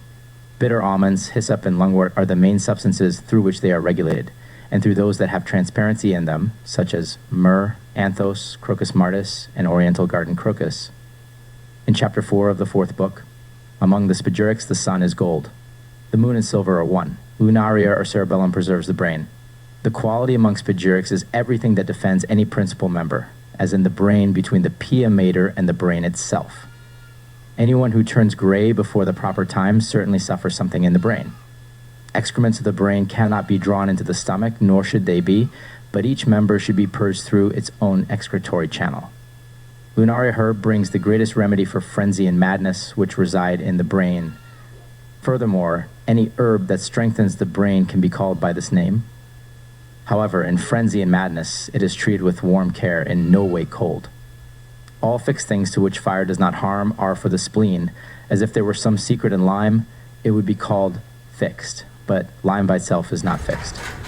Corals are fixed, therefore for spleen problems, because fire can in no way harm their virtue. Carnelian, coral, and hematite stop bleeding when held in the hands. Lungwort should be used with its substance and body. Anything generated from civet is the greatest remedy for the kidneys. So also is castoreum. Vitriol liquor is best in the star and is the oil of colchotar. The liquor of lunaria is made from hot arcanes. The essence of melissa, that is, liquor, is also understood in the same way with other substances. The mystery of black hellebore, namely from the leaves of hellebore. Bosnia is properly lungwort, pulmonaria, growing on trees. Flowers of celandine. The greenness of salt, that is, liquor. Becklissov is a composition of white coral and amber. In the 6th chapter of the 4th book, Cyrenades is of autumn, Nuba, the second species of Therniabin, Ilek, any material composed of 3 principles. Halicon, according to Hermes, is the true eagle. What we commonly eat or drink either has no arcane in it at all, or very little. The kingfisher among all birds has the most of arcane things in itself. Raw ilex, composition from the first matter of the 3 principles. Raw amber, droplets often fall in the month of June. Mercury oil and sublimated mercury are different. Oil with body, essence without body, that is any liquor, and sulfur, essence. Flower of copper, that is, green of copper in surgery, redness from black, namely Schwarz talc. Amethyst and amethyst differ. Both marcasites, that is, red and yellow, not white. In chapter 10 of the 4th book, use nothing superfluous in prescriptions. Everything that enters a prescription is mineral and is treated by their properties. The more simples or compounds that are included in prescriptions, the more ignorant the prescribing doctor, for no prescription should generally contain more than 6 simples. Liantry is a mortal disease, lying in the kidneys, but not in healthy ones. The disease cannot be cured without the preservation of the principal member. Harmel seeds are not more than 10 or 12 grains, nor the dose of hellebore more than 6 grains, which, if in wine, not more than 1 once. Spasm after taking hellebore is a mortal sign. In the 2nd chapter of the 4th book, any laxative has 2 harms in itself, one which weakens, the other which pierces, evacuating more dregs. Evacuate more than necessary. Therefore, those things should be avoided. In the 1st degree, there is no need for strengthening against the debilitation of the laxative. In the 2nd degree, strengthen with cinnamon, cloves, zedowary, aromatic cane, ginger, and similar things.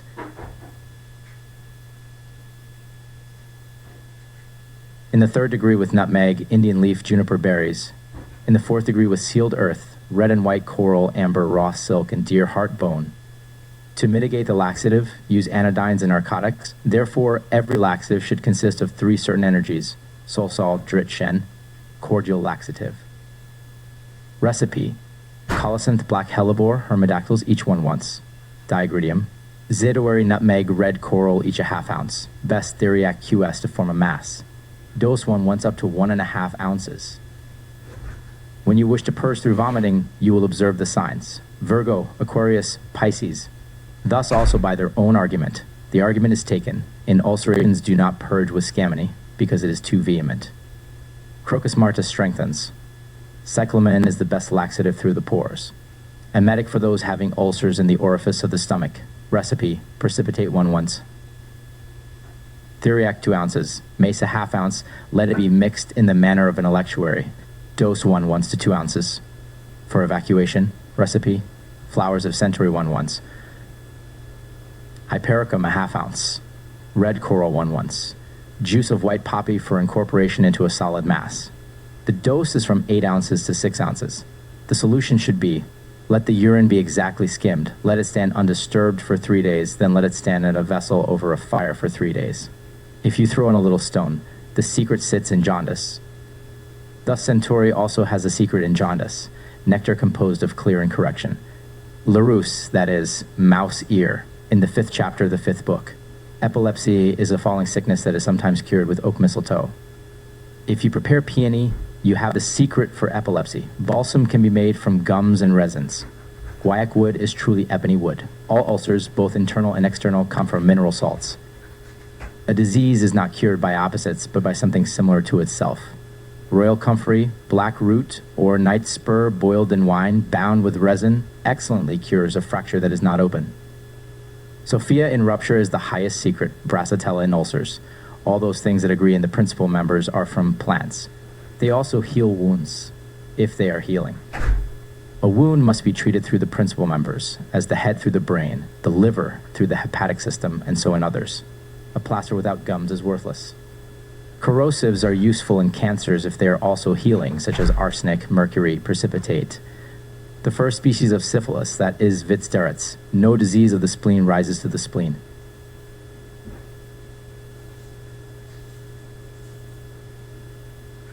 The spleen is an insensitive member, and no principal member can be treated unless by the spleen alone. The whole substance of the body is earth from the elements, and therefore is of the earth, not from the spleen nor melancholy. Theory is born from care, not against it, according to Theophrastus. Dropsy does not come from quartan fever or melancholy. After quartan fever, if the feet are swollen, cease from enduring the earth element in the body. An elemental disease can infect another. Treatment for hyposarcha from quartan fever. Recipe: alkali from wormwood, oak mistletoe 1 ounce, camphor liquor 1/2 ounce. Mix: alkali from wormwood is burned wormwood, and from the ashes make lye, pound it in, and at the bottom you will find alkali, thus also from oak mistletoe. Boxwood is mistletoe, not viscous. Viscous is properly hardened resin, then protrudes from the holes of trees, pine, fir, oak. Dropsy does not arise from the element of water, but from the earth. Therefore, medicines come from the earth. Neither fear nor joy has its seat in the heart, but in the brain. Joy, however, only in the veins, that is, its place is in the blood. From fear, salt is ignited, and it makes the blood coagulate, hence epilepsy. Treatment for falling sickness. Recipe: peony seeds rue each 1/2 ounce. 2 ounces of vitriol liquor, reduce it into a drink. Vitriol liquor is the best secret in falling sickness. 4 ounces from plants, neither more nor less. 1 once from narcotics, namely a quarter part. End of notes in the 5 books on degrees and compositions. Of the most skilled and learned defender of sincere. Truth: Theophrastus Paracelsus, the book on double anatomy. Compiled and published by the care and vigilance of Dr. Adam of Bodenstein, whose prefix letter to the Most Reverend Prince and Lord William Beckli of Becklissov, demonstrates the cause of the addition and the summary of the entire treatise. In Greek, enekukai pecho, or in English, endure and abstain, to the most revered Prince and Lord Wilhelm Beckli of Becklissov, the most worthy provost of the canons of the Archdiocese of Magdeburg, most merciful Prince, Adam of Bodenstein, Doctor of Philosophy and Medicine, wishes health through Jesus Christ. It is established that it is a very ancient custom and universally observed among nations, endorsed by good men for significant reasons, most illustrious Prince, that those intending to publish books dedicate and ascribe them to men who excel far beyond others in virtue, authority, and power. For the first men, who were unrefined and simple, living scattered here and there, whenever they taught either divine matters, natural things, or virtuous morals, they confirmed their teachings with the authority of great men, whom they even called heroes and gods. Therefore, the writings or teachings endorsed by such men seemed true and useful to all. By this means, many were bound together by a very strict bond of necessity. Then, however, when the vices of men greatly increased, and they began to blaze with envy and disputes, the wicked wrote infamous libels against magistrates and certain individuals. With the names of the authors suppressed, it came to be that not only all were compelled to add their names to their writings, but also offer and dedicate them to certain learned men as if to judges of the fruits of their own minds, so that these types of harmful writings would be extinguished. A third reason was also not insignificant. Since nothing is so sacred and perfect that it is not gnawed at by the teeth of the malevolent, they sought patrons for such dedications who, along with their own, would protect them from the slanders and venomous bites of all envious men and sycophants. When Pythagoras brought philosophy from Egypt to Italy, where it was neglected, he was compelled during the reign of Servius Tullius to establish a monastic community and teach in secret, whence his school and doctrine were destroyed by the powerful. For it is a great and splendid thing to have pleased great and praiseworthy men. Finally, they've tried to confirm the morals and whole life of the most excellent men with such dedications, as if with the best witnesses, and to propose their life studies, and whole family as an example for posterity to imitate, so that it might be clear in what offices and with what vigor of mind they lived, and by what method they chiefly cultivated their minds, the most excellent part of a man, for not all things suit all people, but similar things are rightly joined to similar ones.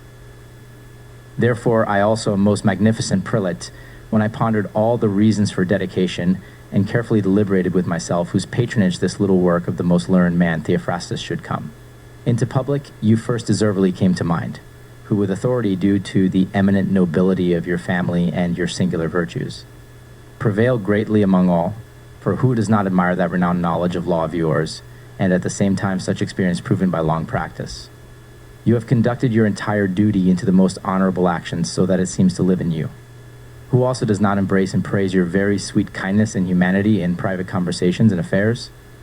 In public matters, highest prudence, fortitude in managing the most difficult affairs, in giving advice to the distressed and oppressed, marvelous promptness, All these, along with other most excellent gifts, the invincible Emperor Charles V, considering above all other most noble men, wanted you to be his helper in managing affairs, and granted you the office to hold the position of Marshal of the Empire, in which you served for many years with the greatest praise.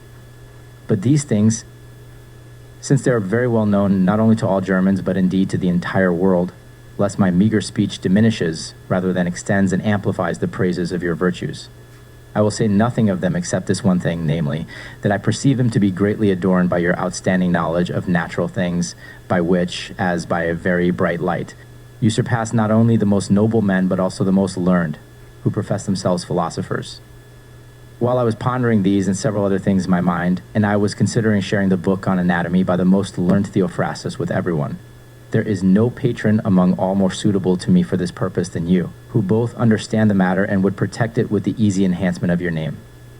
This plan and purpose of mine, to bring it to completion, it cannot be said how much a man of not ordinary learning, prudence, and wisdom, Mr. Henricus Faulkner, the most worthy chancellor of the very renowned city of Basel, the best patron of learned men, lest he be incited, and, as the proverb goes, spur the running horse, whenever he mentions you, whose authority has great weight among me and our fellow citizens, for he himself well deserves from our republic, and in his greater dignities have brought many benefits to it.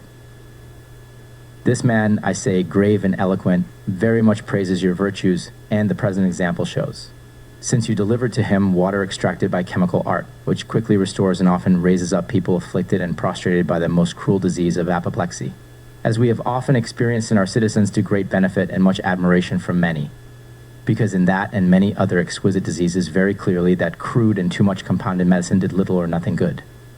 But the refined and subtle, purified from its dregs, quickly penetrates the powers and demonstrates health benefits. For this is the soul and life of things, which exists in small quantity but in action is large and immense, as I learn more and more every day by the most certain method of judging from experience. For several years, to confess frankly, I pursued this most excellent part of physics, mad with insane hatred, because I did not understand the allegorically and obscurely written things, nor did I see the most delightful forms of things. But now, enlightened by some light, every day more and more, the contemplation of this matter joins. And I am set aflame by this action. If a true separation of things is made by the art of Spagyrics, the sweetest and most useful things are found, in which one can behold the marvelous works of the omnipotent God, which most people, while they do not see nor understand them, most shamefully laugh at and scorn. For ignorance, that horrible beast, always opposes true knowledge, and a depraved mind, knowing little, persuades itself that it knows everything, and considers the things it does not know to be either not true or of no importance. For nature, the wicked flatter themselves, seek the juice of their own vices, and very reluctantly lower their proud crests, who will certainly not allow that we can ever separate water and oil from pure honey by distillation, which yet we truly know how to do. What would they say if they saw with their eyes salts of any kind rise up in the alembic, so that the taste and smell remain in the waters? By this art we have extracted the water of Armonic salt, which retains the sharpness and the whole flavor of its salt, and is supremely penetrating. So much so that it leads or dissolves gold into the truest liquor, almost of sky blue color. Corals, in a few days, in, rough and very poor, we dissolve naturally, most known and useful, non-toxic, and turn into a very clear liquor which harms no one, and penetrates all parts of the body very quickly, and restores them with natural vigor. This certainly is the way corals should be taken, not flints or reduced or ground into powder for digestion, which as they are taken, they are ejected without any digestion, and their nature remains intact after they have penetrated the body. And if we can see that these corals or stones have benefited the human body, which is expelled together with the excrements, how much more the substance itself, the soul, and the whole dissolved virtue, thus prepared so that it can easily transfer all qualities to intact limbs, and in fact recreate and preserve the body by its own nature, warding off and expelling harmful things? Although these things are great and very useful, much more wonderful and useful things are found daily. We have discovered an art by which we free a man suffering from epilepsy for 20 whole years. This medicine is so mild, natural, and suitable for the body that a healthy person can drink it without any inconvenience. What I ask is more marvelous and effective in curing diseases than vitriolated oils, culture terrace, antimony, sulfur, wine, and many others. whose various and most excellent effects are described, both elsewhere and in Theophrastus's little books on long life, which I offered and delivered to my most serene and most ample lords, the Venetians, last year. Concerning these oils, many things are written falsely and vainly, as I have learned from experience. Hence it happens that not a few men, prudent and learned, moderately versed in this art, are now convinced that these things can either never be done or not found by human ingenuity. Wherefore, if they see something beyond their opinion, they greatly marvel, among whom is a man most noble by birth, very experienced in things, Lord Vincentius Magius of Brescia, a citizen of Basel, and our most dear friend, who often finding me engaged in chemical studies, is brought into great admiration, that at the venerable age of 70 years may notice the marvelous effects of things prepared by art, and understand that the greatest and most effective powers lie hidden in the penetrable parts of bodies, which God, for the sake of all good, has entrusted to certain craftsmen to use. This is your liquor, of which we have previously made mention, clearly proves a very difficult disease in paradise, from which it is not only clearly evident that you love all arts and disciplines, but also that you favor and promote the learned. From which it is not only clearly evident that you love all arts and disciplines, and that you favor and promote the learned, but also that you take great delight in this more subtle philosophy, and benefit others. This indeed pious and humane pursuit has greatly inspired me, that I, for the sake of establishing a greater and closer friendship with you, most generous man, dedicate these books on anatomy to you. In these, the author proposes a double anatomy, one crude and easy, which he calls local, the other subtle and somewhat more difficult, which he calls essayed. The former has hitherto been celebrated and practiced by both the learned and unlearned alone. This latter, truly, they have left it far superior or entirely untouched or compelled by truth. They have marked it so obscurely by handling other things, that no one has discovered it to exist in the nature of things. Indeed, those skilled in it are not without their praise, because they learn and teach the position, order, and relation of parts in dissected cadavers, and with this knowledge, they can more easily judge which member is in pain, and which related parts are affected. Nevertheless, such is the case, as also attested by Andreas Vesalius, that butchers and executioners are far more skilled in this than most physicians, and the common people easily, provided they inspect the dissection or dissection of the parts, can learn it. The other, however, does not seek its doctrine from the dead, in which many principal parts lose their true position and form, but teaches the living things which require ingenuity, diligence, and at the same time the experience of many things joined to the knowledge of causes. For it is the knowledge of all natural things, insofar as they agree and cohere by sympathy to defend their common nature. Since nothing exists in this entire universe that is not connected by a bond of nature with many others, and opposed to many others, for indeed all things are bound by a Herculean bond, and all things in turn are separated by mutual Vatiminian hatred. Whence it happens that like cures like, and contraries are the remedies for contraries, because things that are concordant and joined under the same yoke communicate their strengths, support each other, and by one and the same effort repel and expel contraries. For indeed, related things, even though separated by great distances, share one and the same natural form by which they agree, just as diverse forms in the same general category, which we can prove with infinite examples, but one will suffice for us, for the sake of illustration. The position, situation, quantity, external form of the brain, with its membranes and nerves, can be investigated through local anatomy with no great labor. But otherwise, no one would understand the universal nature of anatomy in the largest world of things, or man, unless they linked the natural connection of all parts of the world to the action itself. For the brain has stars, constellations, and certain regions of the sky, and parts related to each other, which are well positioned, and the brain itself is simultaneously well affected by common nature. Otherwise, if not, the brain suffers, which anyone can notice in certain brain diseases that rage at different times. Next, it is established that one of the elements is connected to the brain, not only to all, but also that parts of air, water, and earth benefit it in wonderful ways. Therefore, sometimes men miserably afflicted by brain disorders are quickly cured in various places and restored to their original state by waters. We also see that rivers, springs, and some thermal baths benefit the brain. Some, conversely, harm it due to one and the same or dissimilar nature. Some are alleviated from all languor by the help of a unique relative, which many consider to be miraculous. Who does not marvel at mummia and certain parts of a human applied to their similar counterparts as remedies? Among beasts, though there are different kinds, many species are useful to the brain through a shared connection, having acquired its nature from the very beginning. Many parts of beasts are also bound by a most certain bond to the brain itself. No one of sound mind even doubts that trees, shrubs, herbs, and many of their parts are found which provide assisting hands to the brain. The ancients did not have the planet's crown for no reason. Finally, metals and stones, being infinite number, are friendly to the brain, I beg you, who does not see.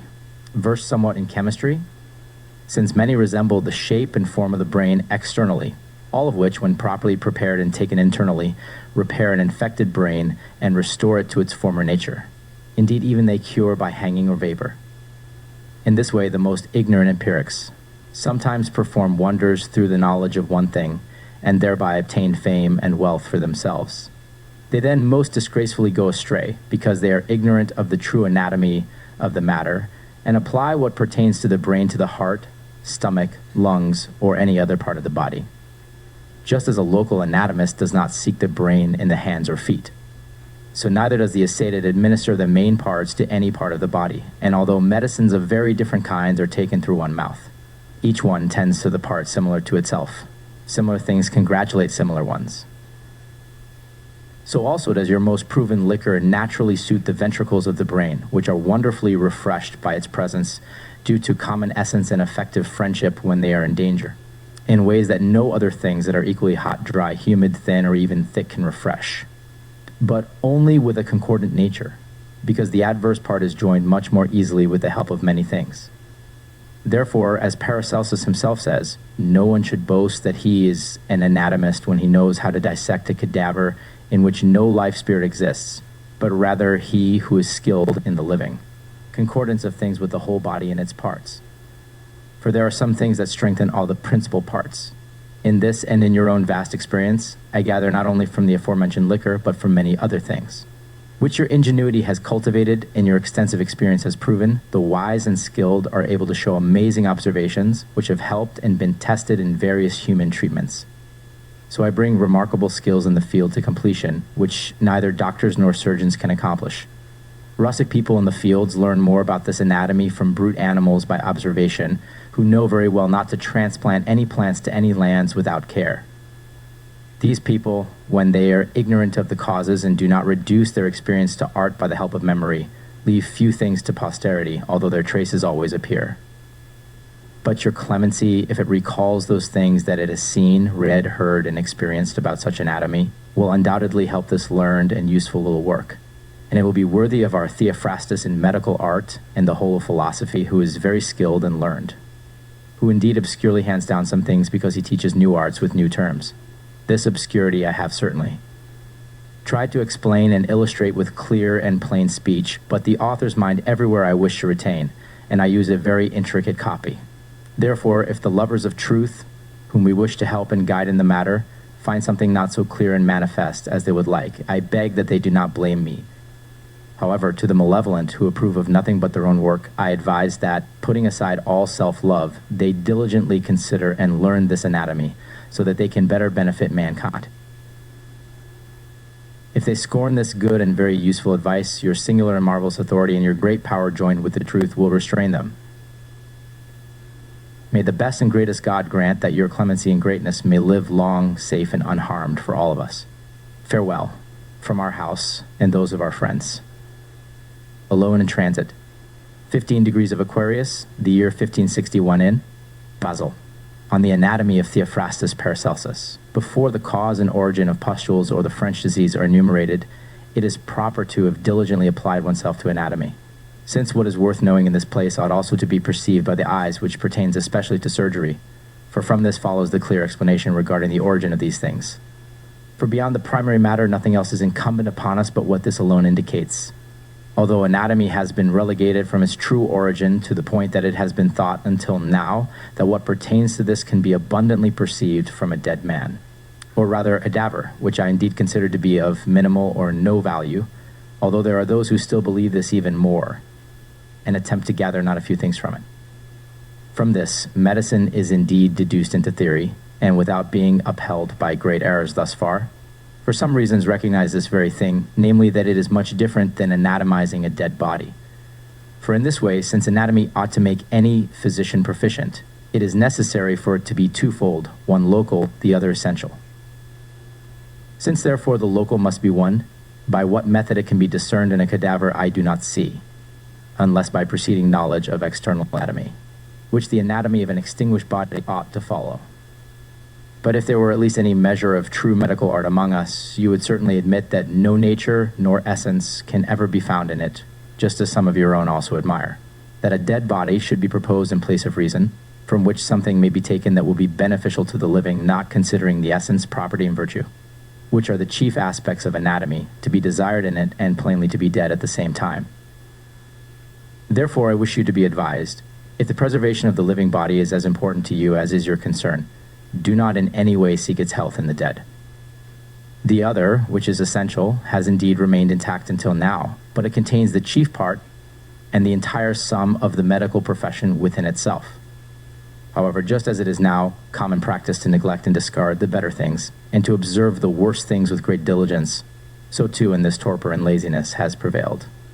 For the best of everything is neglected by us, but the rest pleases more, proceeds more strongly, and has more influence among you than feline jaundice. For from this comes such a deep and entangled error in both your theoretical and practical medicine, as if it had crept into the whole profession through certain tunnels. Chapter 2. In the beginning, due to the darkness of your mind, accept the local anatomy in this way, so that you may understand something from it that agrees with the following reasoning. This is indeed against those who only study this and think it is sufficient to know how the lung or liver are suspended, or how the other parts are also situated. For if medical reasoning were applied in such matters, it would not be possible that some benefit would not accrue to you from this. But since indeed the body is one, it also requires observing living anatomy from the region, living bodies indeed, and those corresponding to this equilibrium should certainly be considered. If you properly complete the anatomy here and there, it is necessary that you give me a place where I may compare part with part. For the condition and structure of the member's substance corresponds so much to the sign, in which it least lies hidden. Therefore you ought to seek anatomy beyond what a cadaver prescribes, and do not turn this into a fault against me, as if I did not know the diaphragm, or I am compelled to assent to your trifles. For it is evident reasoning, because the anatomy of life shows much more to another life than if I were to inquire into the deceased for that which pertains to life. Wherefore, anatomy must be observed in this, in what manner diseases spread in it, which places or regions are peculiar to their own diseases, whether they correspond or not. If indeed you have an understanding of this anatomy, you can rightly boast that you have in some way given yourselves the name of philosophers. By diligently and accurately investigating what is of primary concern to the physician, as well as observing the generation of fruits, which are born in their peculiar places, and similarly the cypress, and those in other places. For who proceeds with this or not from anatomy? Therefore it must be observed in what manner things so unite in confluence, so as to obtain its exact knowledge and reasoning in origin. Therefore, propose to yourselves a living anatomy, not that which is a struggle with corpses, from which you can elicit nothing at all, except what nature comprehends extrinsically.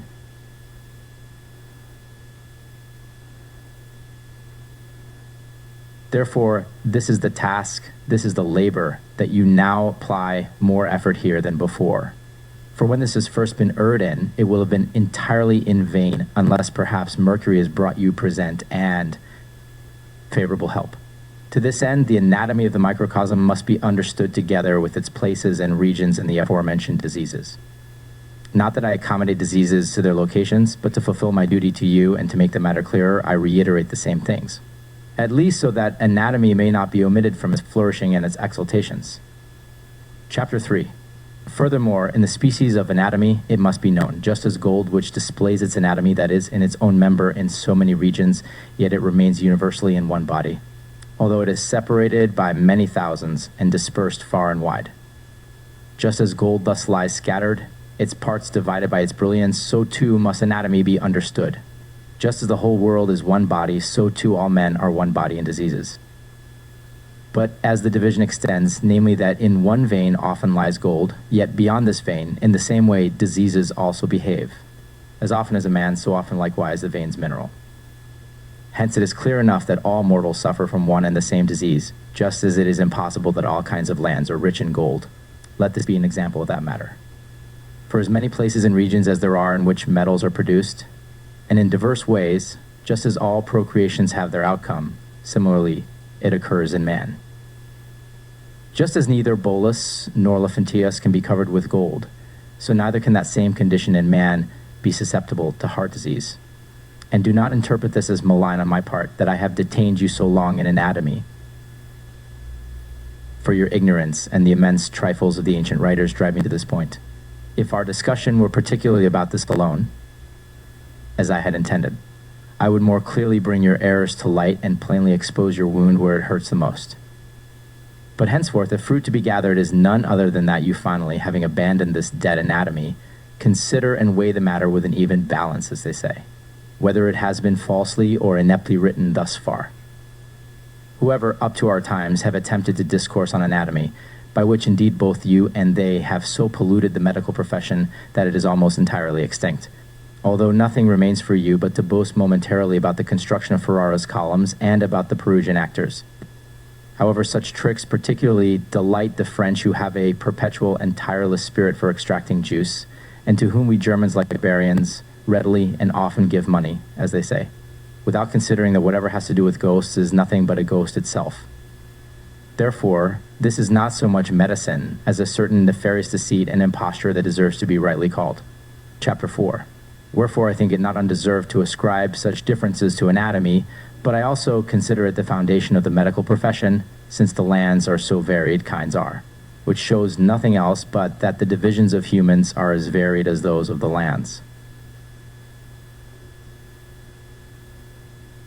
Also, just as every land has its own peculiar fertility, and each produces something different, so too every human carries their own unique and peculiar disease, which you must understand in this context, because in the same way the human body has various dispositions, natures, and essences. Hence it is as impossible to procure something from a body in which such a nature has been profusely present as it is to produce gold from mud. And just as each land has its peculiar destined fruits, so too in the microcosm, bodies are so varied and various diseases are continually produced.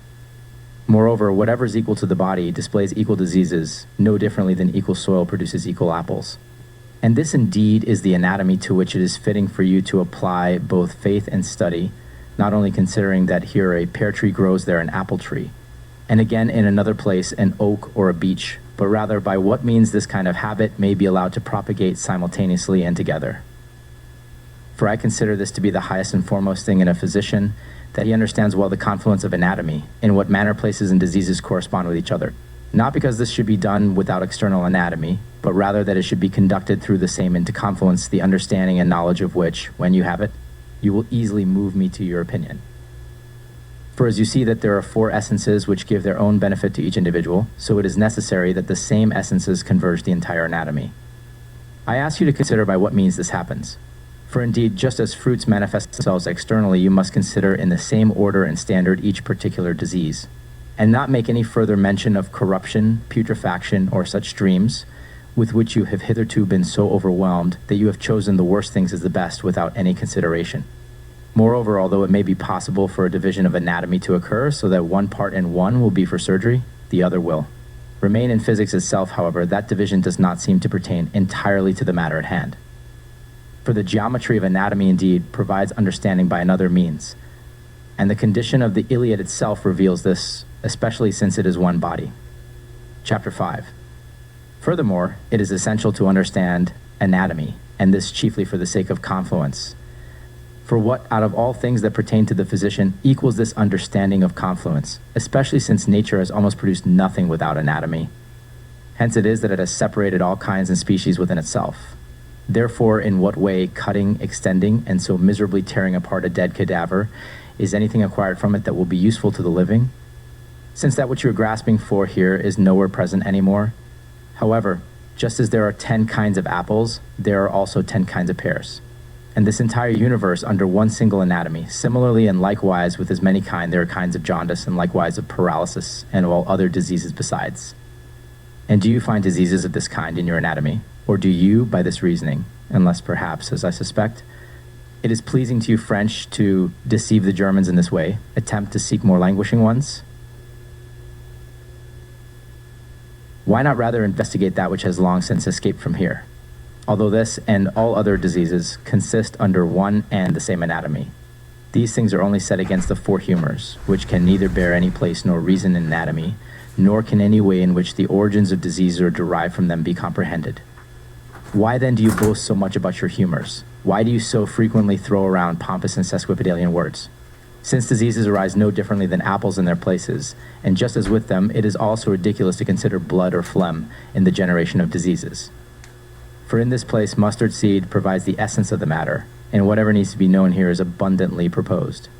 Therefore, if you lack this, who then for it will eventually dispel the foolishness from you, since it has taken such deep roots that it cannot be pulled out by anyone in any way? Indeed, it is certain that he who can give and take away the cores from apples can also rule over diseases, not by consulting the four humors first. Therefore, the understanding of these illnesses must be judged solely by anatomy and not by the humors. Please contemplate either my apples, for they grow neither from color nor from melancholy, but rather from the confluence of anatomy. Apply your noses. Hear and smell what is specific that attacks this fruit at the root, and compare it to these illnesses. For in the same way, diseases are born no differently than fruits from the earth. Therefore, the body itself is like the soil of all diseases, for from it, just as fruits are produced from the earth. Since the fruits of the body are diseases, look around and see where mustard seed should be investigated, which you have so far wrongly accepted as being from Eruca. But just as you are accustomed to scorn everything that is most useful, so too in this matter you observe your former custom. Chapter 6. Admit that cosmography is your anatomy, as well as the Tropic of Cancer and Capricorn, and the meridianal line. Similarly, in what manner the four mothers are situated in their own anatomy. For if you accurately understand these, you will have the microcosm whole in its own place. Contemplate how anatomy is arranged in itself with both the hands and feet constituted, and consider what are the fingers in this, what are the principal parts, and the like. And although not all are composed at once for the purpose of performing a journey, or even for touch, they are nevertheless the members of one single element. For just as the hands and feet perform their peculiar functions, so too is this joined with the fruits, which are their regions, and in the same manner the regions are perceived in the earth. Furthermore, observe what kind of body water has an anatomy, just as its parts are minerals, so too is the chaos of Thernia been a member, and the galaxy is the spine of fire. Chapter 7. First observe that gems are generated from the element of water, that is a member of its element, and metals too, which are another member, and ores are another member, finally stones. And this itself is another member, etc. Just as these members differ from others in their regions, so too in man, therefore consider the entire world as a body of its element. Nevertheless, just as the members of metals are scattered in their respective regions, sometimes 100 miles apart, copper distant from copper, sometimes a few stadia separate sapphires from sapphires, similarly sulfur from sulfur, marble from marble widely spread, yet nevertheless each one is still a member.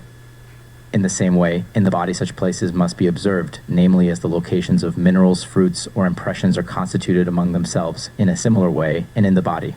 Certain locations are destined for some illnesses. Indeed, all humans are one body, yet among them there exist many and varied regions. In one region, dropsy occurs, which is a fiery impression in some people.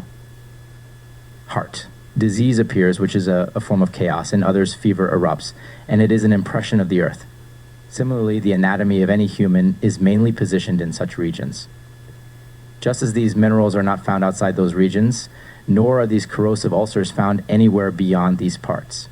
For just as in this part, bolus or clay is a body in which no mineral location exists, similarly, the principal parts do not suffer such things within themselves. Chapter 8.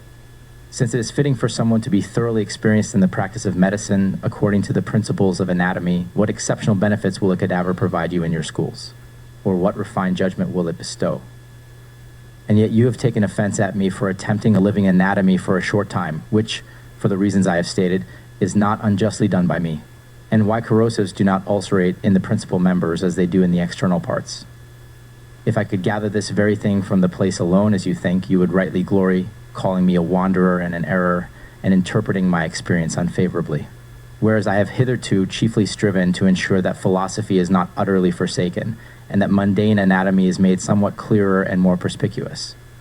I can also rightly call you to this our order, so that you may have knowledge of things seen from the ground up, higher than any well, and be able to properly distinguish each type of soil from another. as well as any land from another, which evidently contains more minerals than another, and which land is that